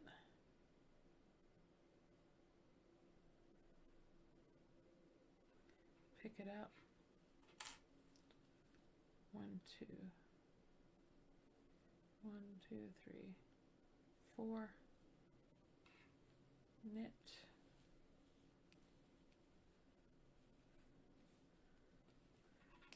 1,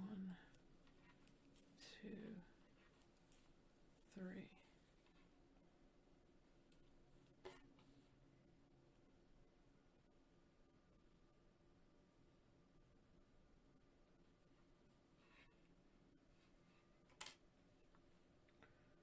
There's your 4.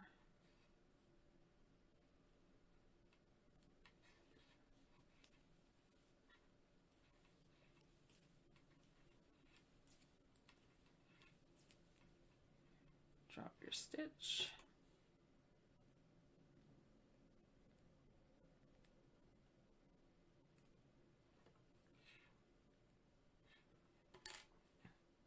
One, 2, 3, 4. Pick it up.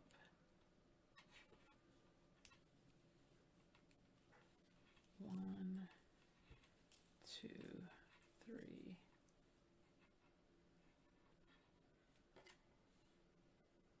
Okay, I'm back.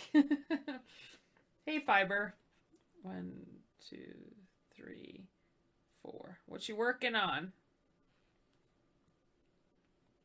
1, 2, 3, 4. And then put that on the knitting needle. Knit through the knit stitch. 3.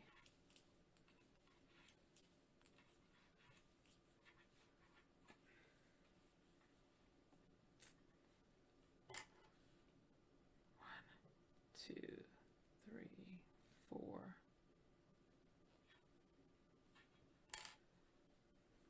Then make sure you have 4. Put it on the knitting needle. Slip through and knit. 1, 2, 3. Slip it off. Knitting a shawl for my mom's friend who is in the hospital. Oh, I'm sorry to hear that. That's nice of you.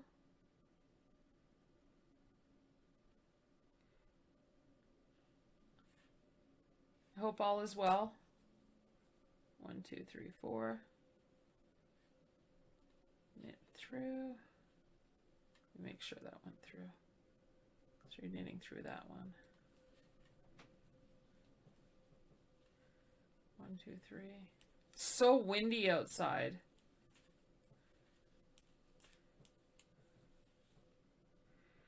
Drop the stitch. 1, 2, 3, 4.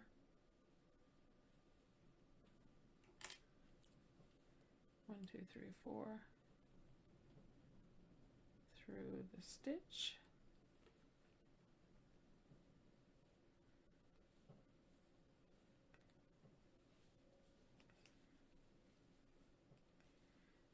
One, 2, 3. Drop. Priya Plays. Thank you so much for the follow. Welcome. Hey, Xander. What's happening? Nice to see ya. 2, 3, Why aren't you in bed? All right. Thank you for the host, Xander. All right. 1, 2, 3, 4. Knit. 1, 2, 3. Drop.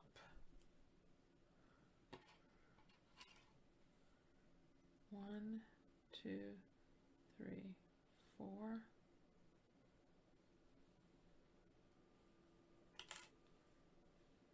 1, 2, 3, 4. There we go. And then you got to make sure you get that stitch. Then 1, 2, 3. You're not tired. What is it, like 4 in the morning there? 3 in the morning? Newbie knitter here. Just started back in December, but totally addicted. So excited to find knitting streams on Twitch so I can knit with people. Oh, well, welcome. What's you knitting? I'm just doing a bubble stitch right now. 1, 2, 3. Knitting is very addictive.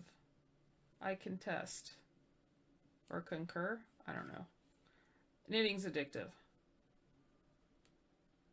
And it's so exciting to see the finished project. 1, 2, 3, 4.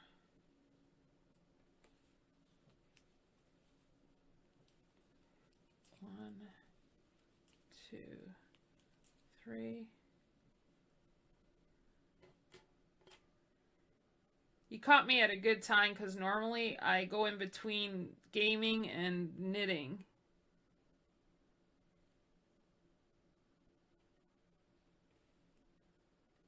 One, two, three, 4. I'm trying to keep consistent with my knitting again.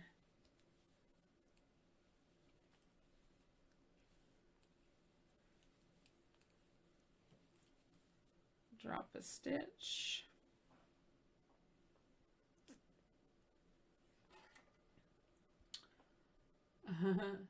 Just a plain vanilla sock right now, but I'm working on a hat and a baby blanket as well. That's perfect. I'd watch either way. Freya, you're so cool.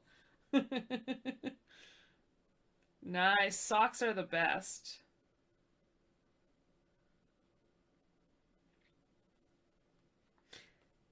All right, 1, 2, 3, 4. As you can tell, the bubble portion of it, compared to the stockinette part of it, takes a little more concentration.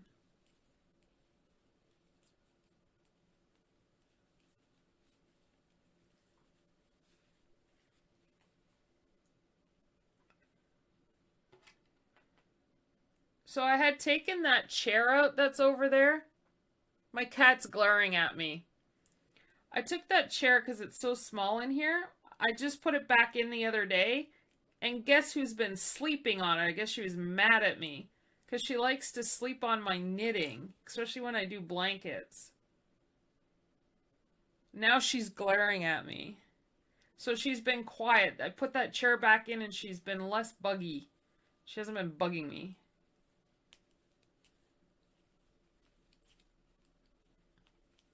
I swear my cat's a person. Not literal, just figuratively.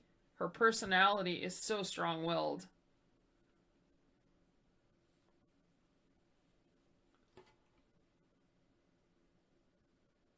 The texture, I love how it looks. The texture is so fun. I know, Priya, it is. It is fun. And once you get the hang of it, the bubble stitch is quite simplistic.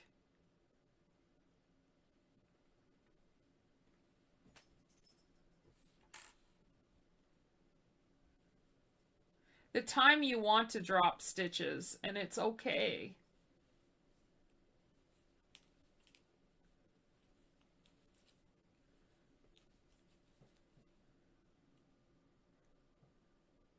Yay! Oh my gosh, I'm still on track talking to you guys. That's a good thing. I would hate to want to take these stitches out. I'd be like taking the whole hat out and start over. I remember my friend's cat would always sit on this small stool they had with a velvet cover. It was always covered in cat fur. Yeah, my cat's weird. She has a little bed she sleeps in, and she doesn't like me sleeping in my room, so I end up sleeping on the couch. She drives me mad. She's 10 years old and she acts like she's still a kitten. Thank God she doesn't shed much. She doesn't sleep on the couch, nor does the dog. Thank God they don't shed much.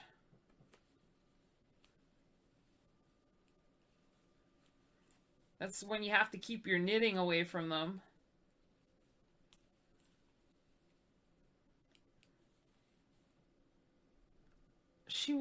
I don't know. I don't understand my cat at all. She never lets me sleep in my bed.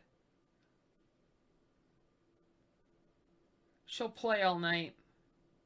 Or I'll start to fall asleep and she'll wake me up. It's like she's hee hee hee, you know, inside her little cat head. You're not allowed to sleep. Hee hee!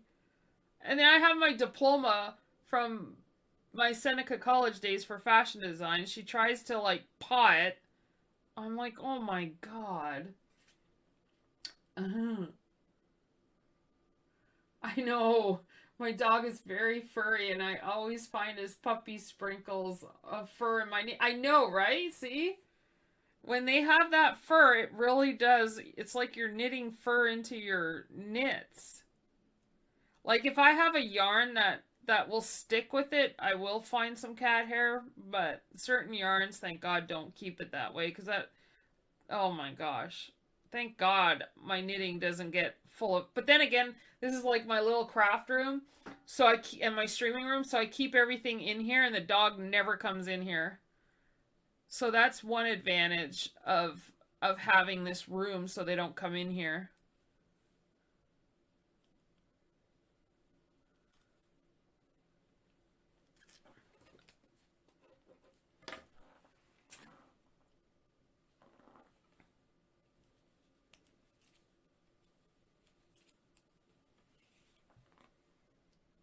I like to pretend it's some all-natural mohair that she added. That he added. There you go. Your own mohair. My dog has little short hairs. You know, the kind that barely looks like the dog has hair? You can tell they have hair. She has the short hairs. I couldn't imagine having a dog with a bunch of hair. Because, like you said, I'd be knitting hair in my knits all the time.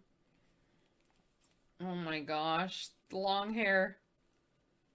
And when they shed, oh my gosh, long hair.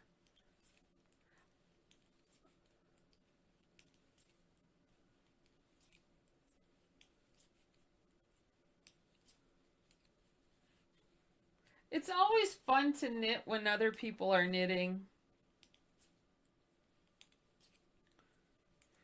It's like having company that even though the company is not presently there physically in the room. Doesn't feel as lonely.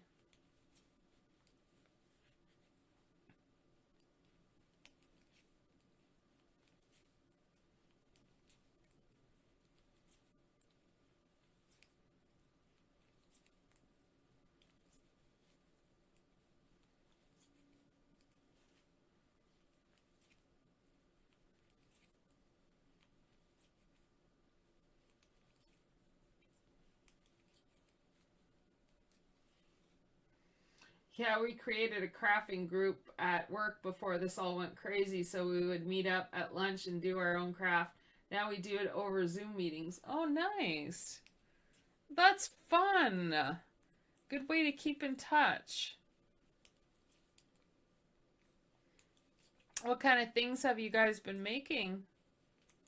Just your own? Is it like a group that just knits their own stuff?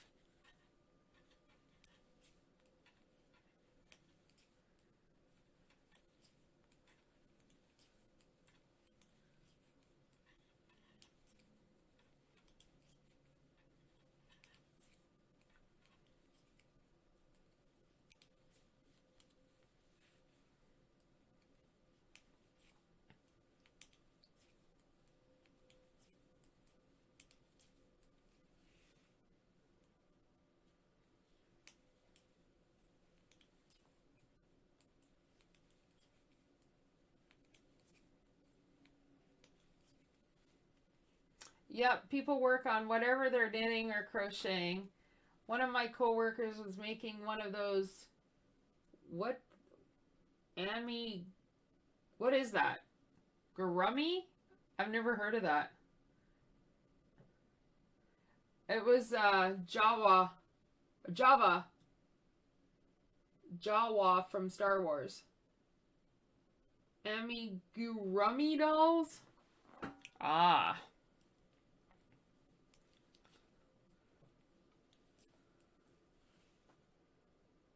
Oh, it's a Japanese crochet. Oh, okay, okay. Yeah, I don't think I've ever heard of that. Nice.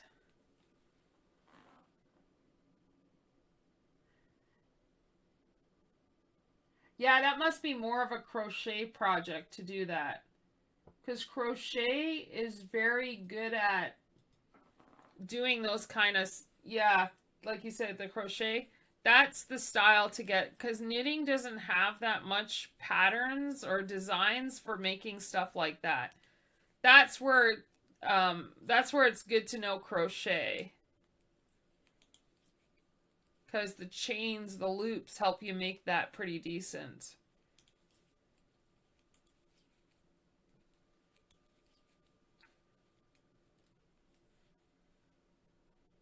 Yeah, definitely. I've never done crochet besides provisional cast on. I'm interested in trying. Yeah, because the cast on, that's part of a knitting, a temporary knit. If you're making something, the provisional is temporary for a knitting design. It comes right back out.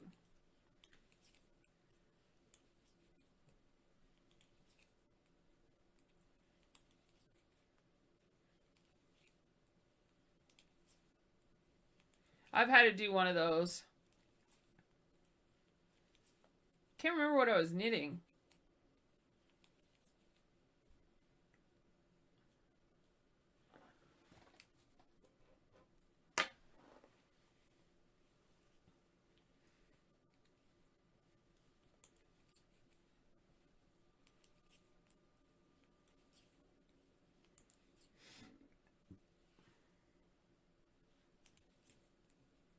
I swear, looking at my knitting stitches for so long, when I look at my chat and it's in dark mode, the white and the black just combine with each other. The letters.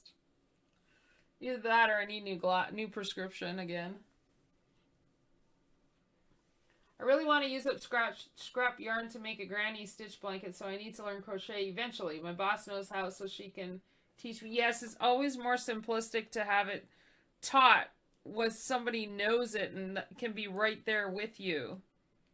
And those would make exactly, because any leftover knits I have, I was telling my stream the other day, are nice to do squares to make for a blanket, a knitted blanket. Yep.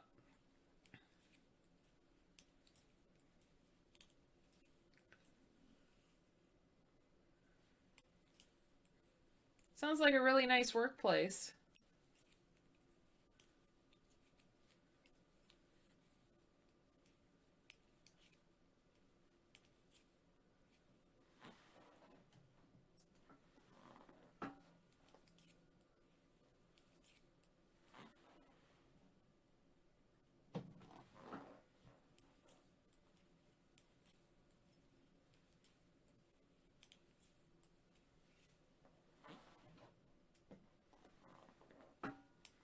I see you, Lucy.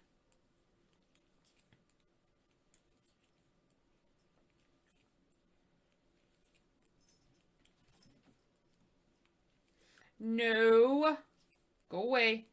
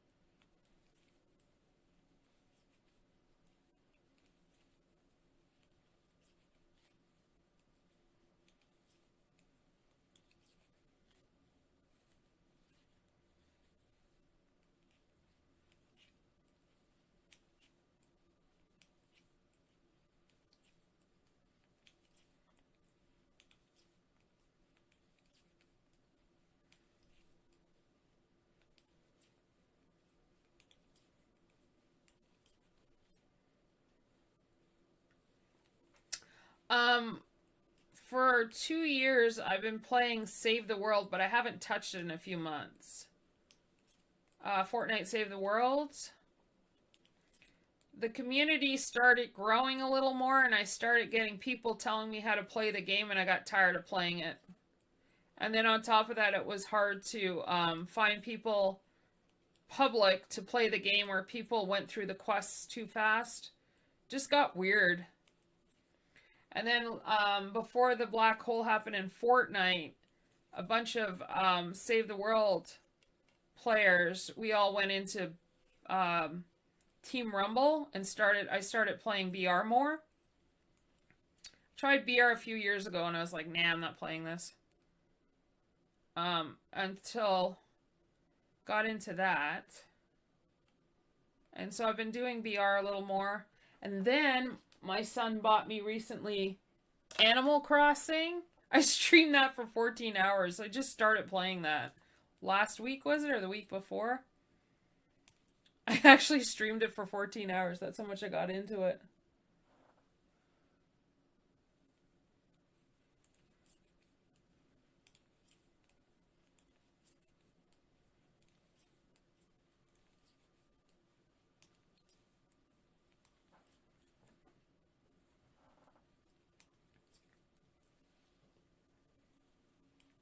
It is.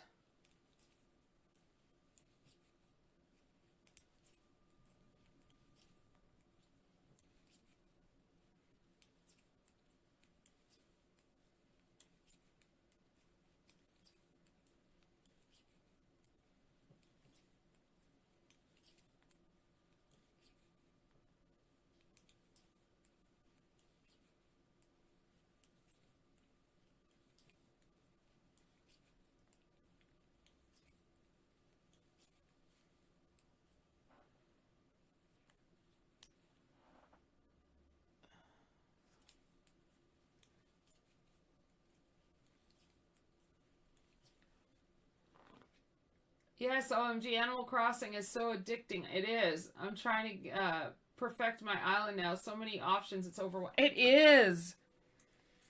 Oh my gosh, I only have the house with the two rooms right now. I'm paying the 398,000 bells off right now.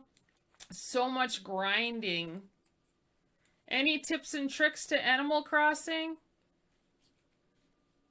Or is it just a very grindy game? You just gotta go with the flow and go to different islands to get stuff.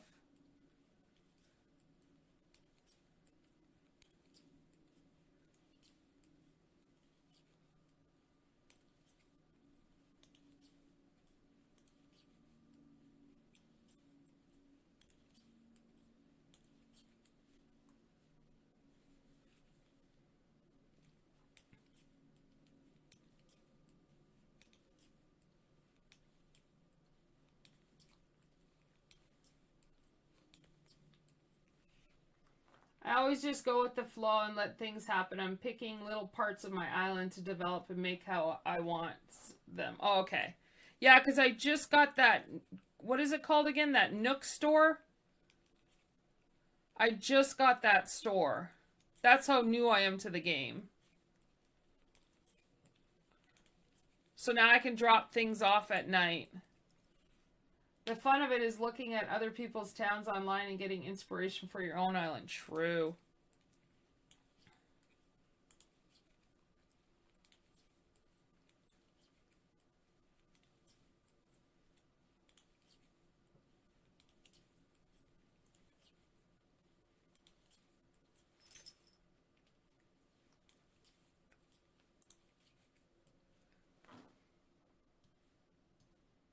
Oh, let's see. Here's my Discord.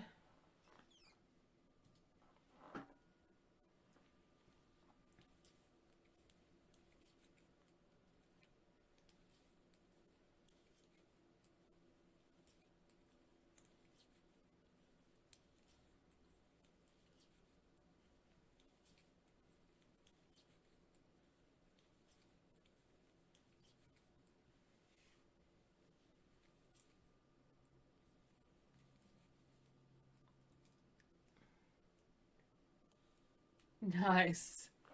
Excuse me. Alright. Let me just make sure my stitch marker's in the right spot still.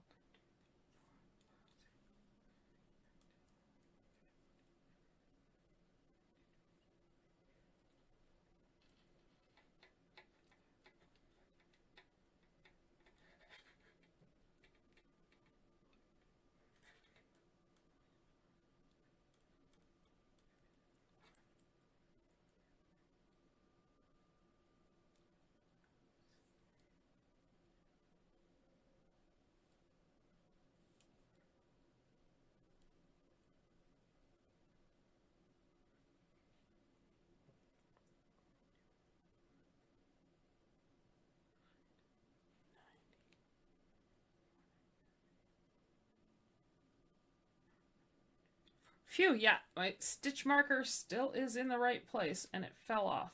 Lovely. All right.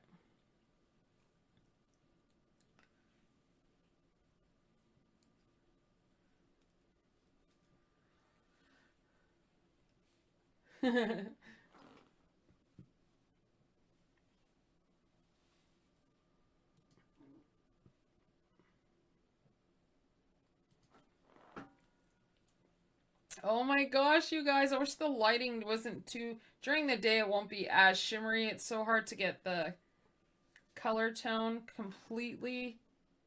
Let's see if my other camera... There it is, you guys.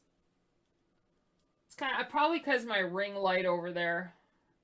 It's making it weird. But there it is. Let's see if I can... Without ruining it. There we go. There.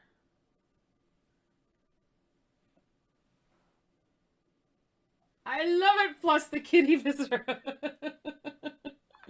Let me take a picture. See if I can take a picture. Alright. I got the cat in there. That's funny. What are you doing? Oh my gosh, she's so weird. Oh, yeah.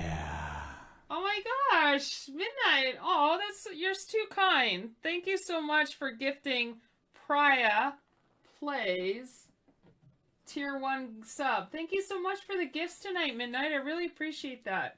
Thank you so much. You're too kind. Thank you so much. Love, love. Enjoy your polar bear emotes. I have a knitted one in there too, you guys. I don't have a crochet one, but I have a knitted one. Now I'm starting to feel guilty because I don't have a crochet one. All you crocheters. We still love the crocheters. Wow, thank you. Oh, I guess it is going to fit okay, you guys. And the Norwegian cast on helped a lot better too. I could definitely feel the elasticity to it. It looks so good! Oh my gosh, you guys. I'm so excited. This camera makes my eyes look brown. This new phone. I dropped my other phone and unfortunately had to get a new one. Let's see if that'll make a... That might work. Let's see. I didn't have it on a timer. Oh, I look... No, I look pissed off with that one. Delete that one. I don't have it on a timer. Let's put it on a timer. I'll post that to Instagram. Oh, why isn't it going to my timer? Wait, I think it worked. No, it did not. There we go.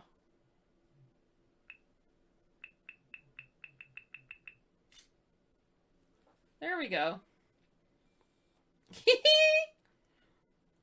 Oh my gosh, it looks good, you guys. I got a picture. Yes, I love the cast on. I use it for all my stretchy knits. Exactly. I use it so often I forget how to do a regular... I know, cast ons. I was telling my husband that. I was like, look, I'm doing a Norwegian cast on. Because I taught him how to do long tail cast on. Whoops, I forgot how to do a long tail cast on now. Oh my gosh, it's so true. Oh my gosh. Yeah, because with the way you have to maneuver the knitting needle in there and then you have to go, yeah. Oh my gosh, wait. For the Norwegian cast on. Yeah, you have to. I don't think I can do it without. I should do it. I should do a YouTube thing on that one. Norwegian cast on. It takes a little longer, but it is a lot more efficient. I know, right? It's like you have to refresh your brain to go backwards.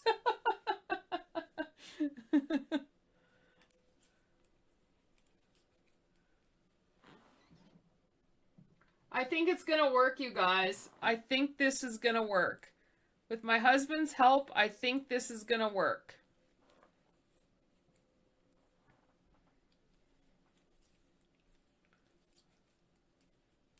He's working from home. Sometimes he has to go in. My son still has to work. He's off for 2 days, thank God. He's been wearing the mask I made him to work.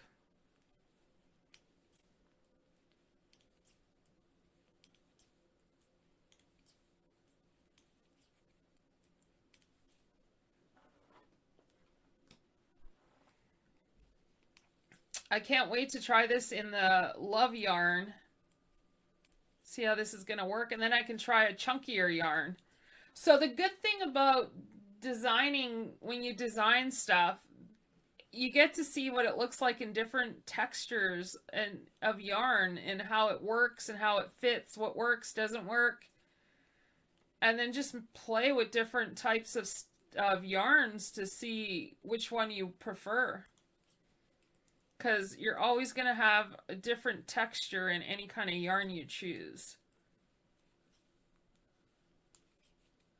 And I just felt this yarn was super fun, so I had to try the bubble stitch. It's almost like I wanted to call it like a popcorn stitch. It's the same with twisted ribbing. Sometimes I forget to do regular knit stitch. I know, right? No, you're not playing with my cable holder. Jeez, cat. Go away.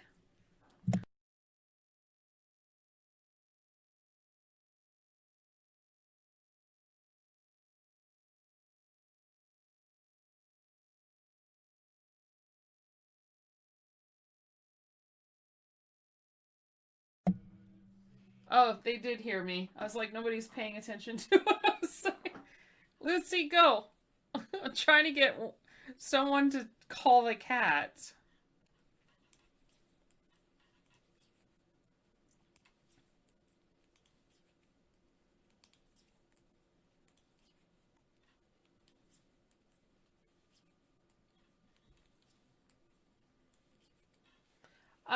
I have those books of stitches like I was talking about earlier, and for the sock design that I have I have what's called a tight knit, and I'm gonna do a swatch. I might just stream it. A tight knit stitch, and it's a little bit of a funky stitch, but it's not that difficult to do, and it makes the yarn super flat. So because I have some patterns set for me to knit over there and some swatches. My husband even like did in Excel the swatches to do that too. I mean, I may have to alter it, but and then the sock pattern I have here, I'm going to do that on the heel, the flat stitch pattern for the heel. And then I have the bubble. I'm going to do a bubble sock, you guys. A bubble sock. I should do a bubble cozy. But for the beginner knitters, I want to go back to doing a dishcloth and like I have so many ideas floating in my head that I have to figure out a schedule to do all this, because I just get so, like, lately I haven't been sleeping till like 1 in the morning, midnight, and I'm not getting up till like 9 in the morning, and normally I like to stream at 10 in the morning for my knitting, but I have not been doing that, so my schedule unfortunately is all over the place, and I apologize, everyone. But I have so many things I want to do for knitting, I really do. Like, I know the beginners, I did a dishcloth and I ended up uploading in pieces because I edited it and put some to YouTube and on here. But I want to do the pearl stitch for a dishcloth for the knitters, the beginners. And I did a poll on Twitter, and a hat and a cup cozy was the biggest one. So I can do a simple hat, and I could do a simple cup cozy, just design something really simplistic. It's not that hard. There's so many things you can do with one pattern. I can make cup cozy, I can make socks, I can make a hat, I can make a sweater. I think that's why I've gotten so hooked. I'm always thinking of my next project while I'm working on something. And that's where your WIP comes. Your work in progress, right? Then I have a gazillion. I do. And it's the blankets. Double-sided blanket. Oh my god. I have so many blankets that I've probably started knitting in 2015 and I still haven't finished. Except for the ones I gave away. Of course, I got those done in a timely fashion for Tom Green and Jeff Richards that I just randomly made and gave to them. They didn't ask for it, I just gave it to them. But when I'm on a so that's what I'm trying to do for myself now that I got my Etsy store back open. I'm trying to put myself on deadlines now to fill the store because I'm doing it different. Using up the yarn that I have, separating the yarn I get for custom orders. That'll be part of the Etsy side business. And this other side will be just to post and then hopefully get the yarn because it's even hard to order stuff. And hopefully get the yarn and just use the money that I get from custom orders then to stock my store and just have a bunch of knitting. Because I had a bunch of knitting laying around. I gave some away. And just do it that way. Because it's probably a lot more simplistic to do it that way than to overbuy. As much as it'd be nice to overbuy, I still can't do that. It's not feasible, so. I mean, it makes customers wait a little longer, but I'd rather it fit them than to just have a standard size and it doesn't fit them. Because all that work, I usually don't do returns. Because I don't know the state of what it's going to be like to get it returned. And I don't want it to be all that hard work and then it just not sellable. You know. So that's why I decided to do cut. And that way they can do any measurements and then I can possibly get the hat to fit them better with measurements. Do that swatch. The thing that nobody likes to hear and nobody likes to work on. Do the swatches. And get the custom order, and which is good because then their custom order can be fit to them rather than just one size and not fitting correctly. Because it all depends on the yarn you use, the texture of the yarn, and everything. Not everyone's going to have consistency on how it fits. Yeah, definitely. Each piece is its own little work of art, and a custom piece lets you get exactly what you want. Exactly. And that way I feel better knowing that it'll fit them. And also, like say for instance, I post this. I'm going to have a disclaimer saying the yarn I use, blah, blah, blah. And it may not fully be the same because manufacture-wise, I've noticed when buying this yarn, like I'm making a sweater that I've done 2 years ago and I'm still making because I always put it down. I designed a hoodie sweater, still not done. But the yarn in the center sometimes doesn't match every yarn. It's always different. So colors will vary. Or maybe I'll only use half a ball of this and then use it to make another one. And so the colors are going to be definitely different. So the color variation also is always going to vary. And then it depends what kind of mood you're in. Your stitches could be looser or tighter at the time. You know, you could be an amazing knitter, but it also fits with the mood and your tension.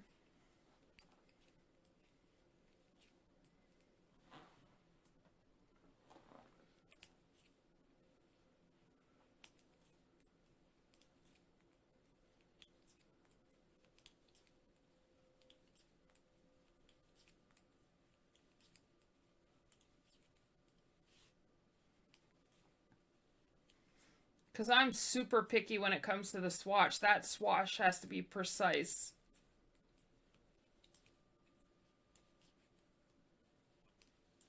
And last year, I did for the Craft Yarn Council, I paid for that to get the certificate and the pin. So for an instructor, I can go for the teacher one. I haven't gone for it yet.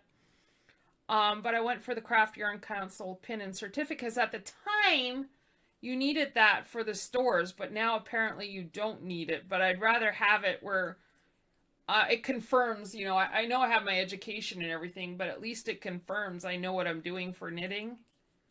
Maybe ease people's mind a little bit.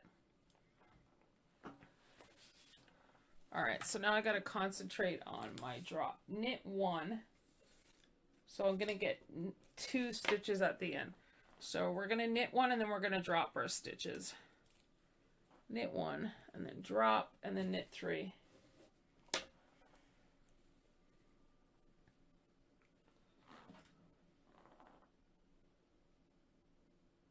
Yeah, and even if you're double pointed versus circular, it all makes a difference. Yeah, and then that's what I'll be swapping to is double pointed knitting needles because this is size 12 and it's still a snug fit. So when I start decreasing, it's going to be weird.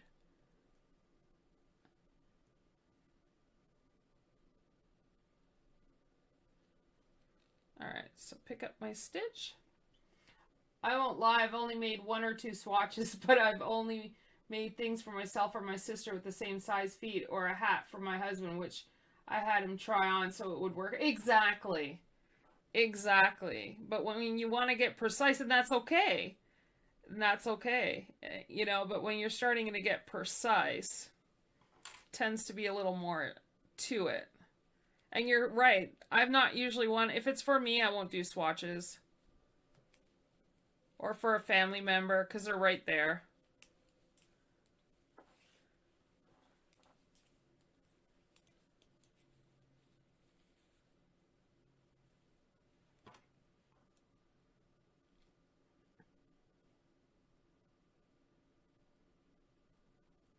And this is the part where you kind of want to take your time.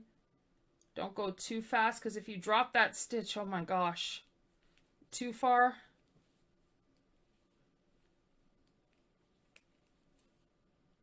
And there comes the panic. It's like, oh my god, I don't want to start this all over. It's already taken me so long.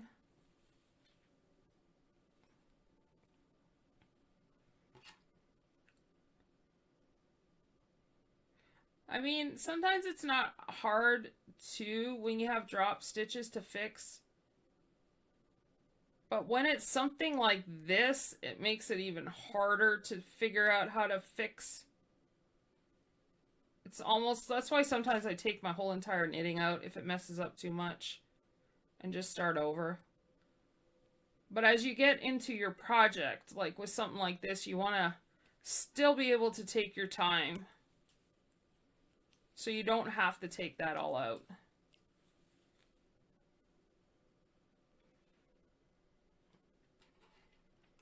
What, you would definitely swatch? That's what I did for mine.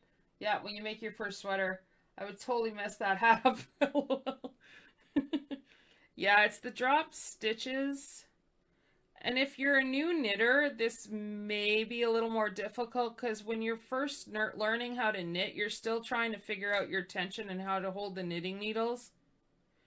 I'm not saying that beginners are, you know, not going to be able to master this, but I'm just saying like it may be a little more finicky.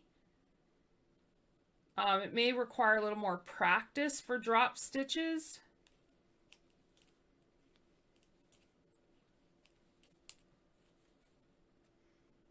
Because the best thing to do is try to avoid drop stitches, but it will happen. It will happen. And you use your hook to hook it back up. And it's always good to use certain tools for that. Because it does happen. But as soon as you find a comfortable way to hold your knitting needles, it tends to come a little easier.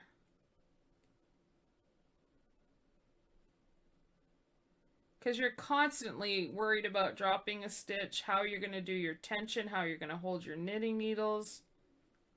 Like, it's a process in the beginning. And then it becomes a little more relaxing, maybe too relaxing, that you start messing up your stitches. As in, not knitting it correctly as the pattern tells you. That's why some things require a little more attention.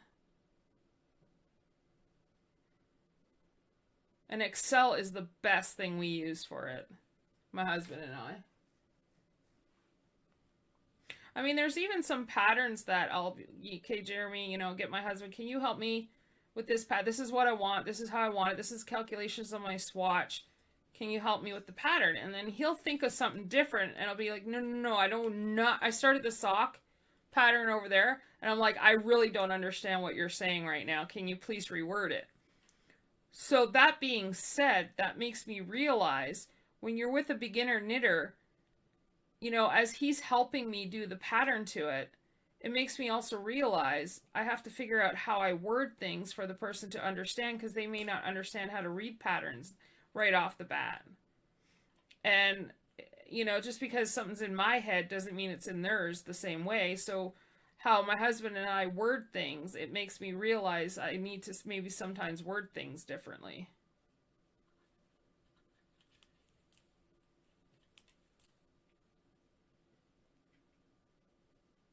All these tips and tricks to knitting.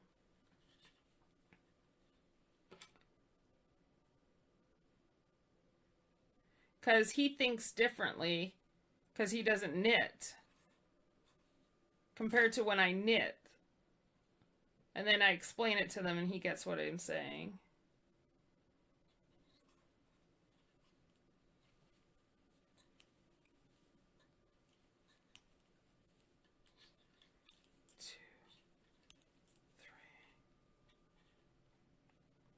Yeah, I definitely have to get my friend to read patterns for me a few times because I can't really figure out what they mean. Yeah. And sometimes it takes me a little while when I read stitch pattern books. Not stitch patterns, but to do various those stitch books. I'll have to read it a few times before I understand exactly, because I visualize more once the knitting's out there than I do to read it on paper. But you just need to take your time, and it all works out. It takes a little practice with that, too. What are you looking at, Lucy? Lucy! What the heck are you looking at? You're freaking me out.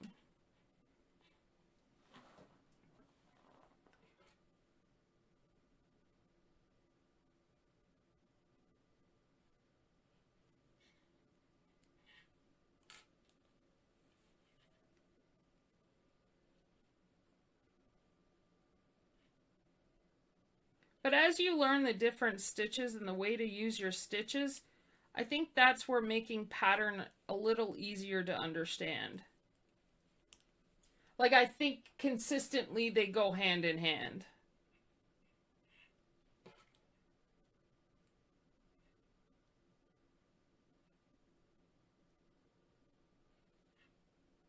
Because sometimes it can be difficult to create if both portions of it doesn't get a visual.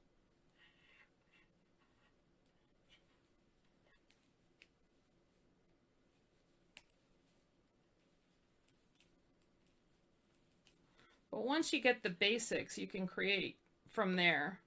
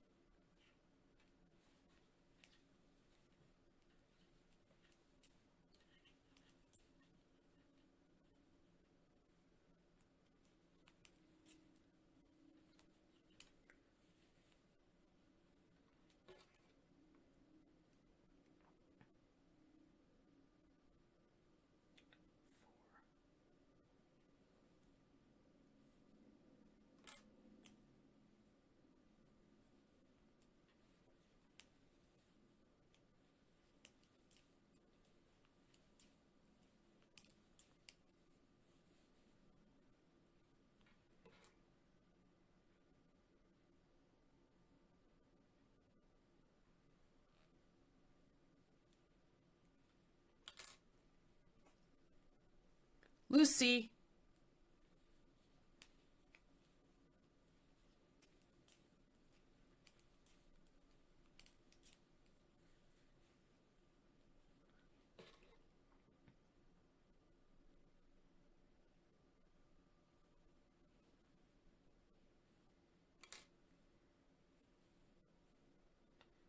Two, three, four. Let's make sure.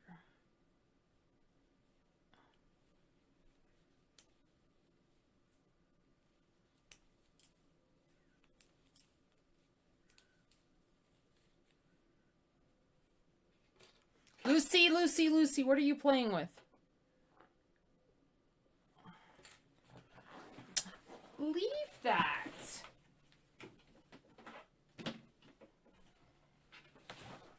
She's getting mad at me.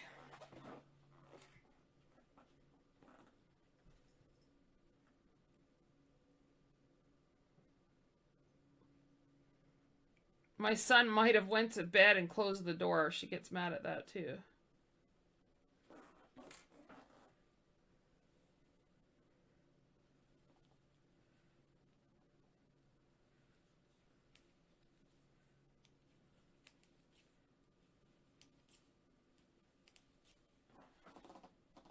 Bad kitty. I'll be sleeping on the couch again. She's not gonna let me sleep anywhere else. She's 10 years old and she acts like she's a kitten. She's the boss. Oh, now she's sitting on the chair. She's the type of cat, pay attention to me, but don't touch me. If her kitty litter's not changed, she lets us know. If she sees the bottom of her dish, she lets us know.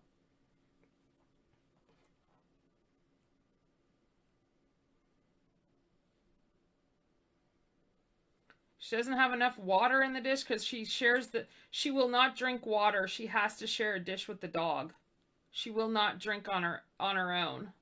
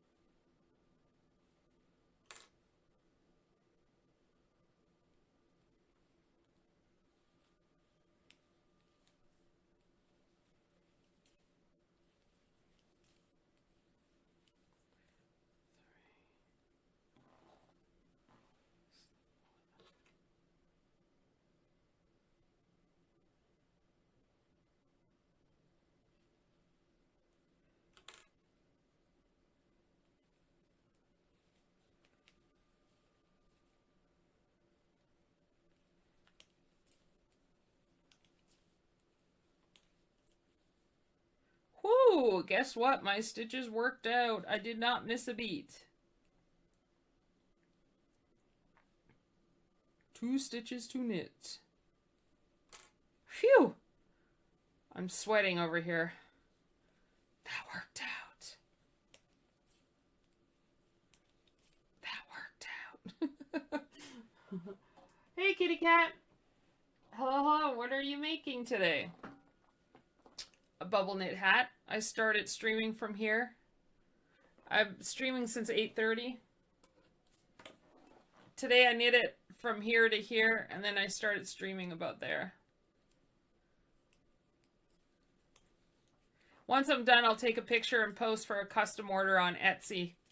Crossing fingers the pattern works out. Because my husband spent a lot of time trying to help out with the decreasing. He sat there and he said it took him a long time so he can get the bubbles just right. Thank God he did that for me. Because I wouldn't have had time to stream. Or knit. or anything. So happy he helped me with the decreasing on this hat. And I wanted a little bit of slouchy. Yeah, I want a little bit slouchy.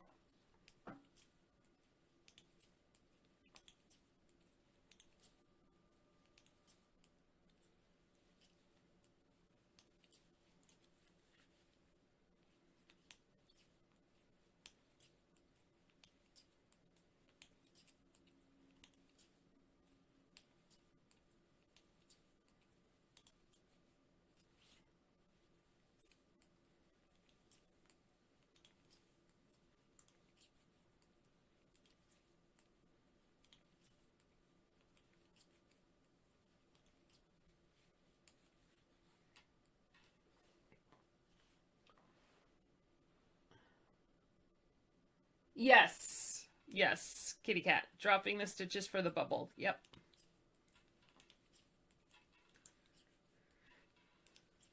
Makes it puffy.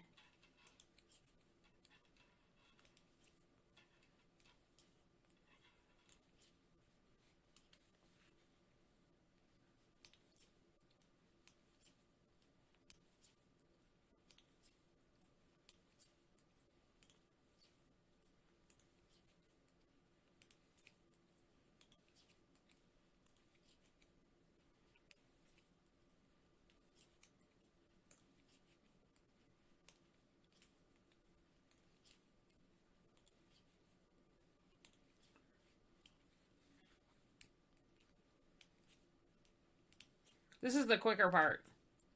Just knit all the way around for so many rows. This is quicker, as you can see.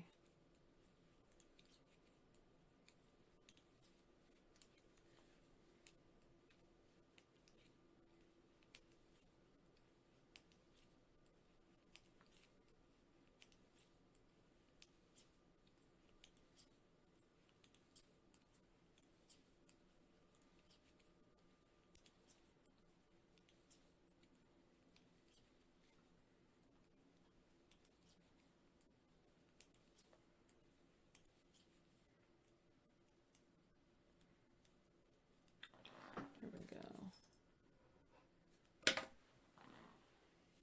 I've tried many times before to knit hats, but I get too frustrated, so I no longer try to knit hats. Oh, what part frustrates you? Sorry to hear that, kitty cat. Do you do a commercial pattern and try to knit from there? Have you tried to do a swatch and do calculations?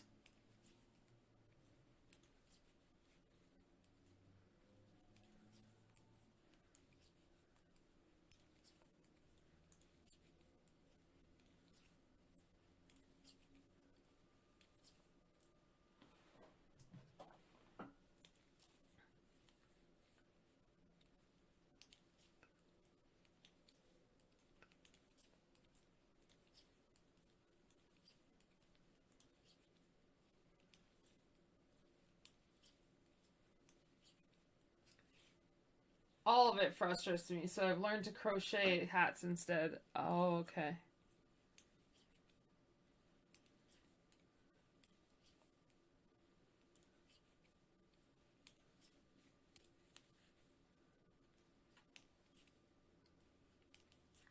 How long have you been crocheting?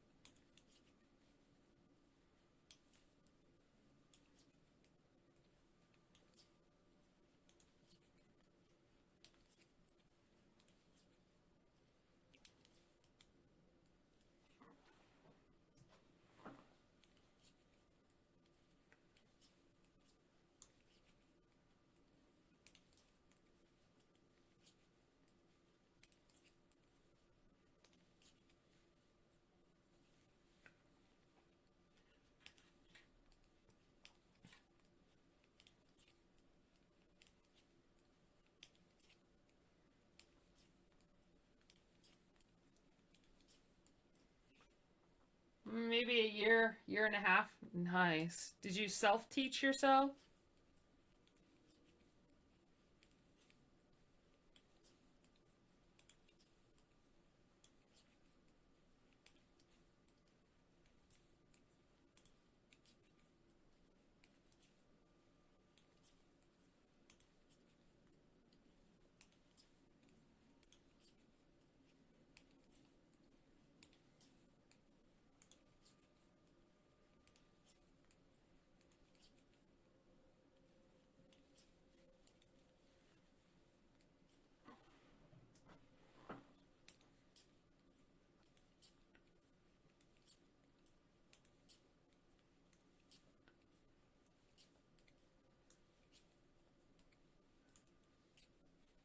Yep, everything I know except, like new stitches, but other than that, yeah, cool.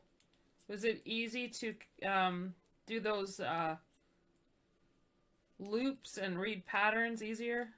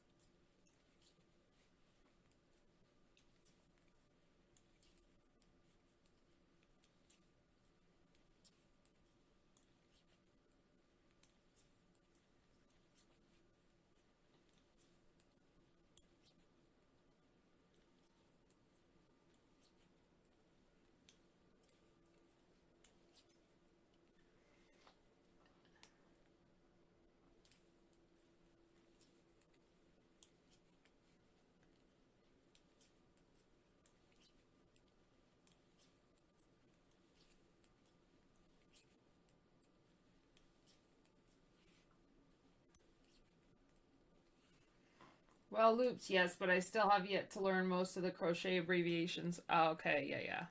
Makes sense.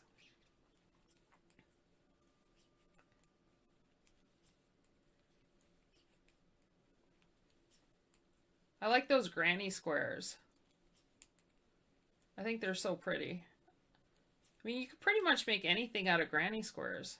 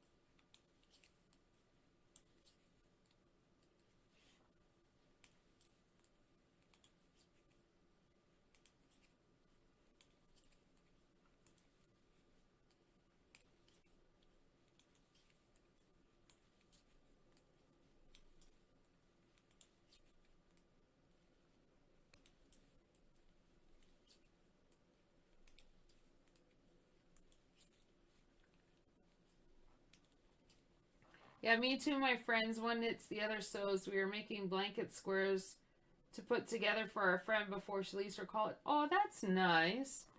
What yarn are you? Mandela yarn.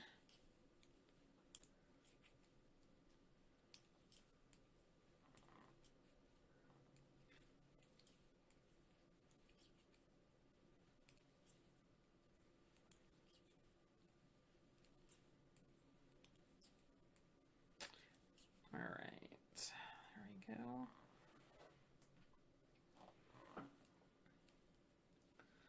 Oh, my bubbles.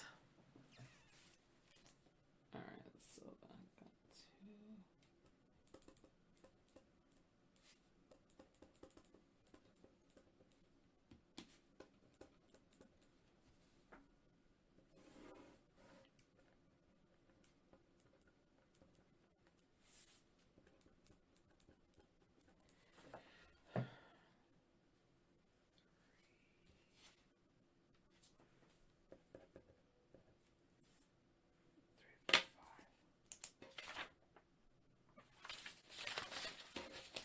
Wow, that already took 3, 4, 5 hours. Holy crap. That's 45. Wow.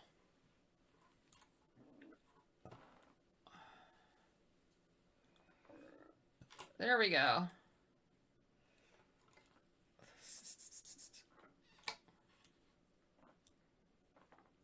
Oh my gosh.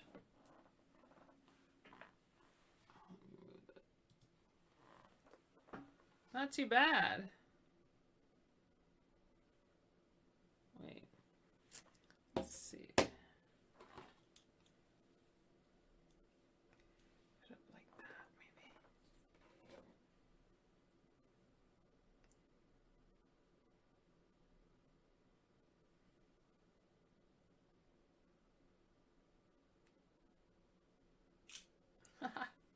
There we go.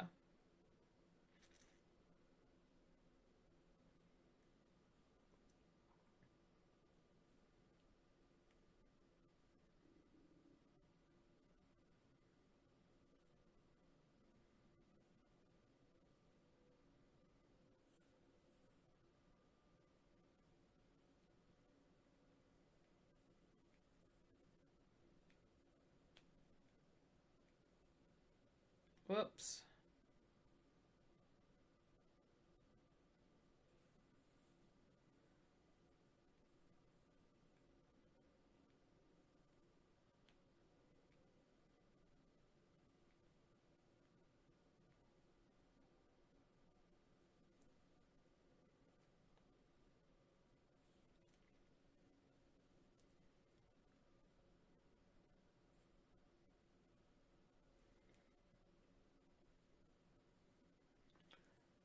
So far about 45.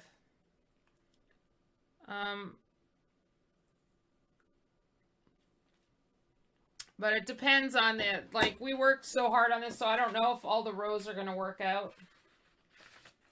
So we shall see.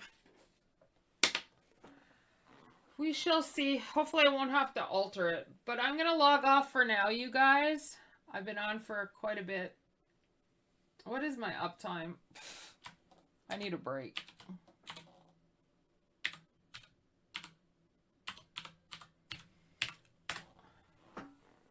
Three hours and 15 minutes. Wow. Oh my gosh. All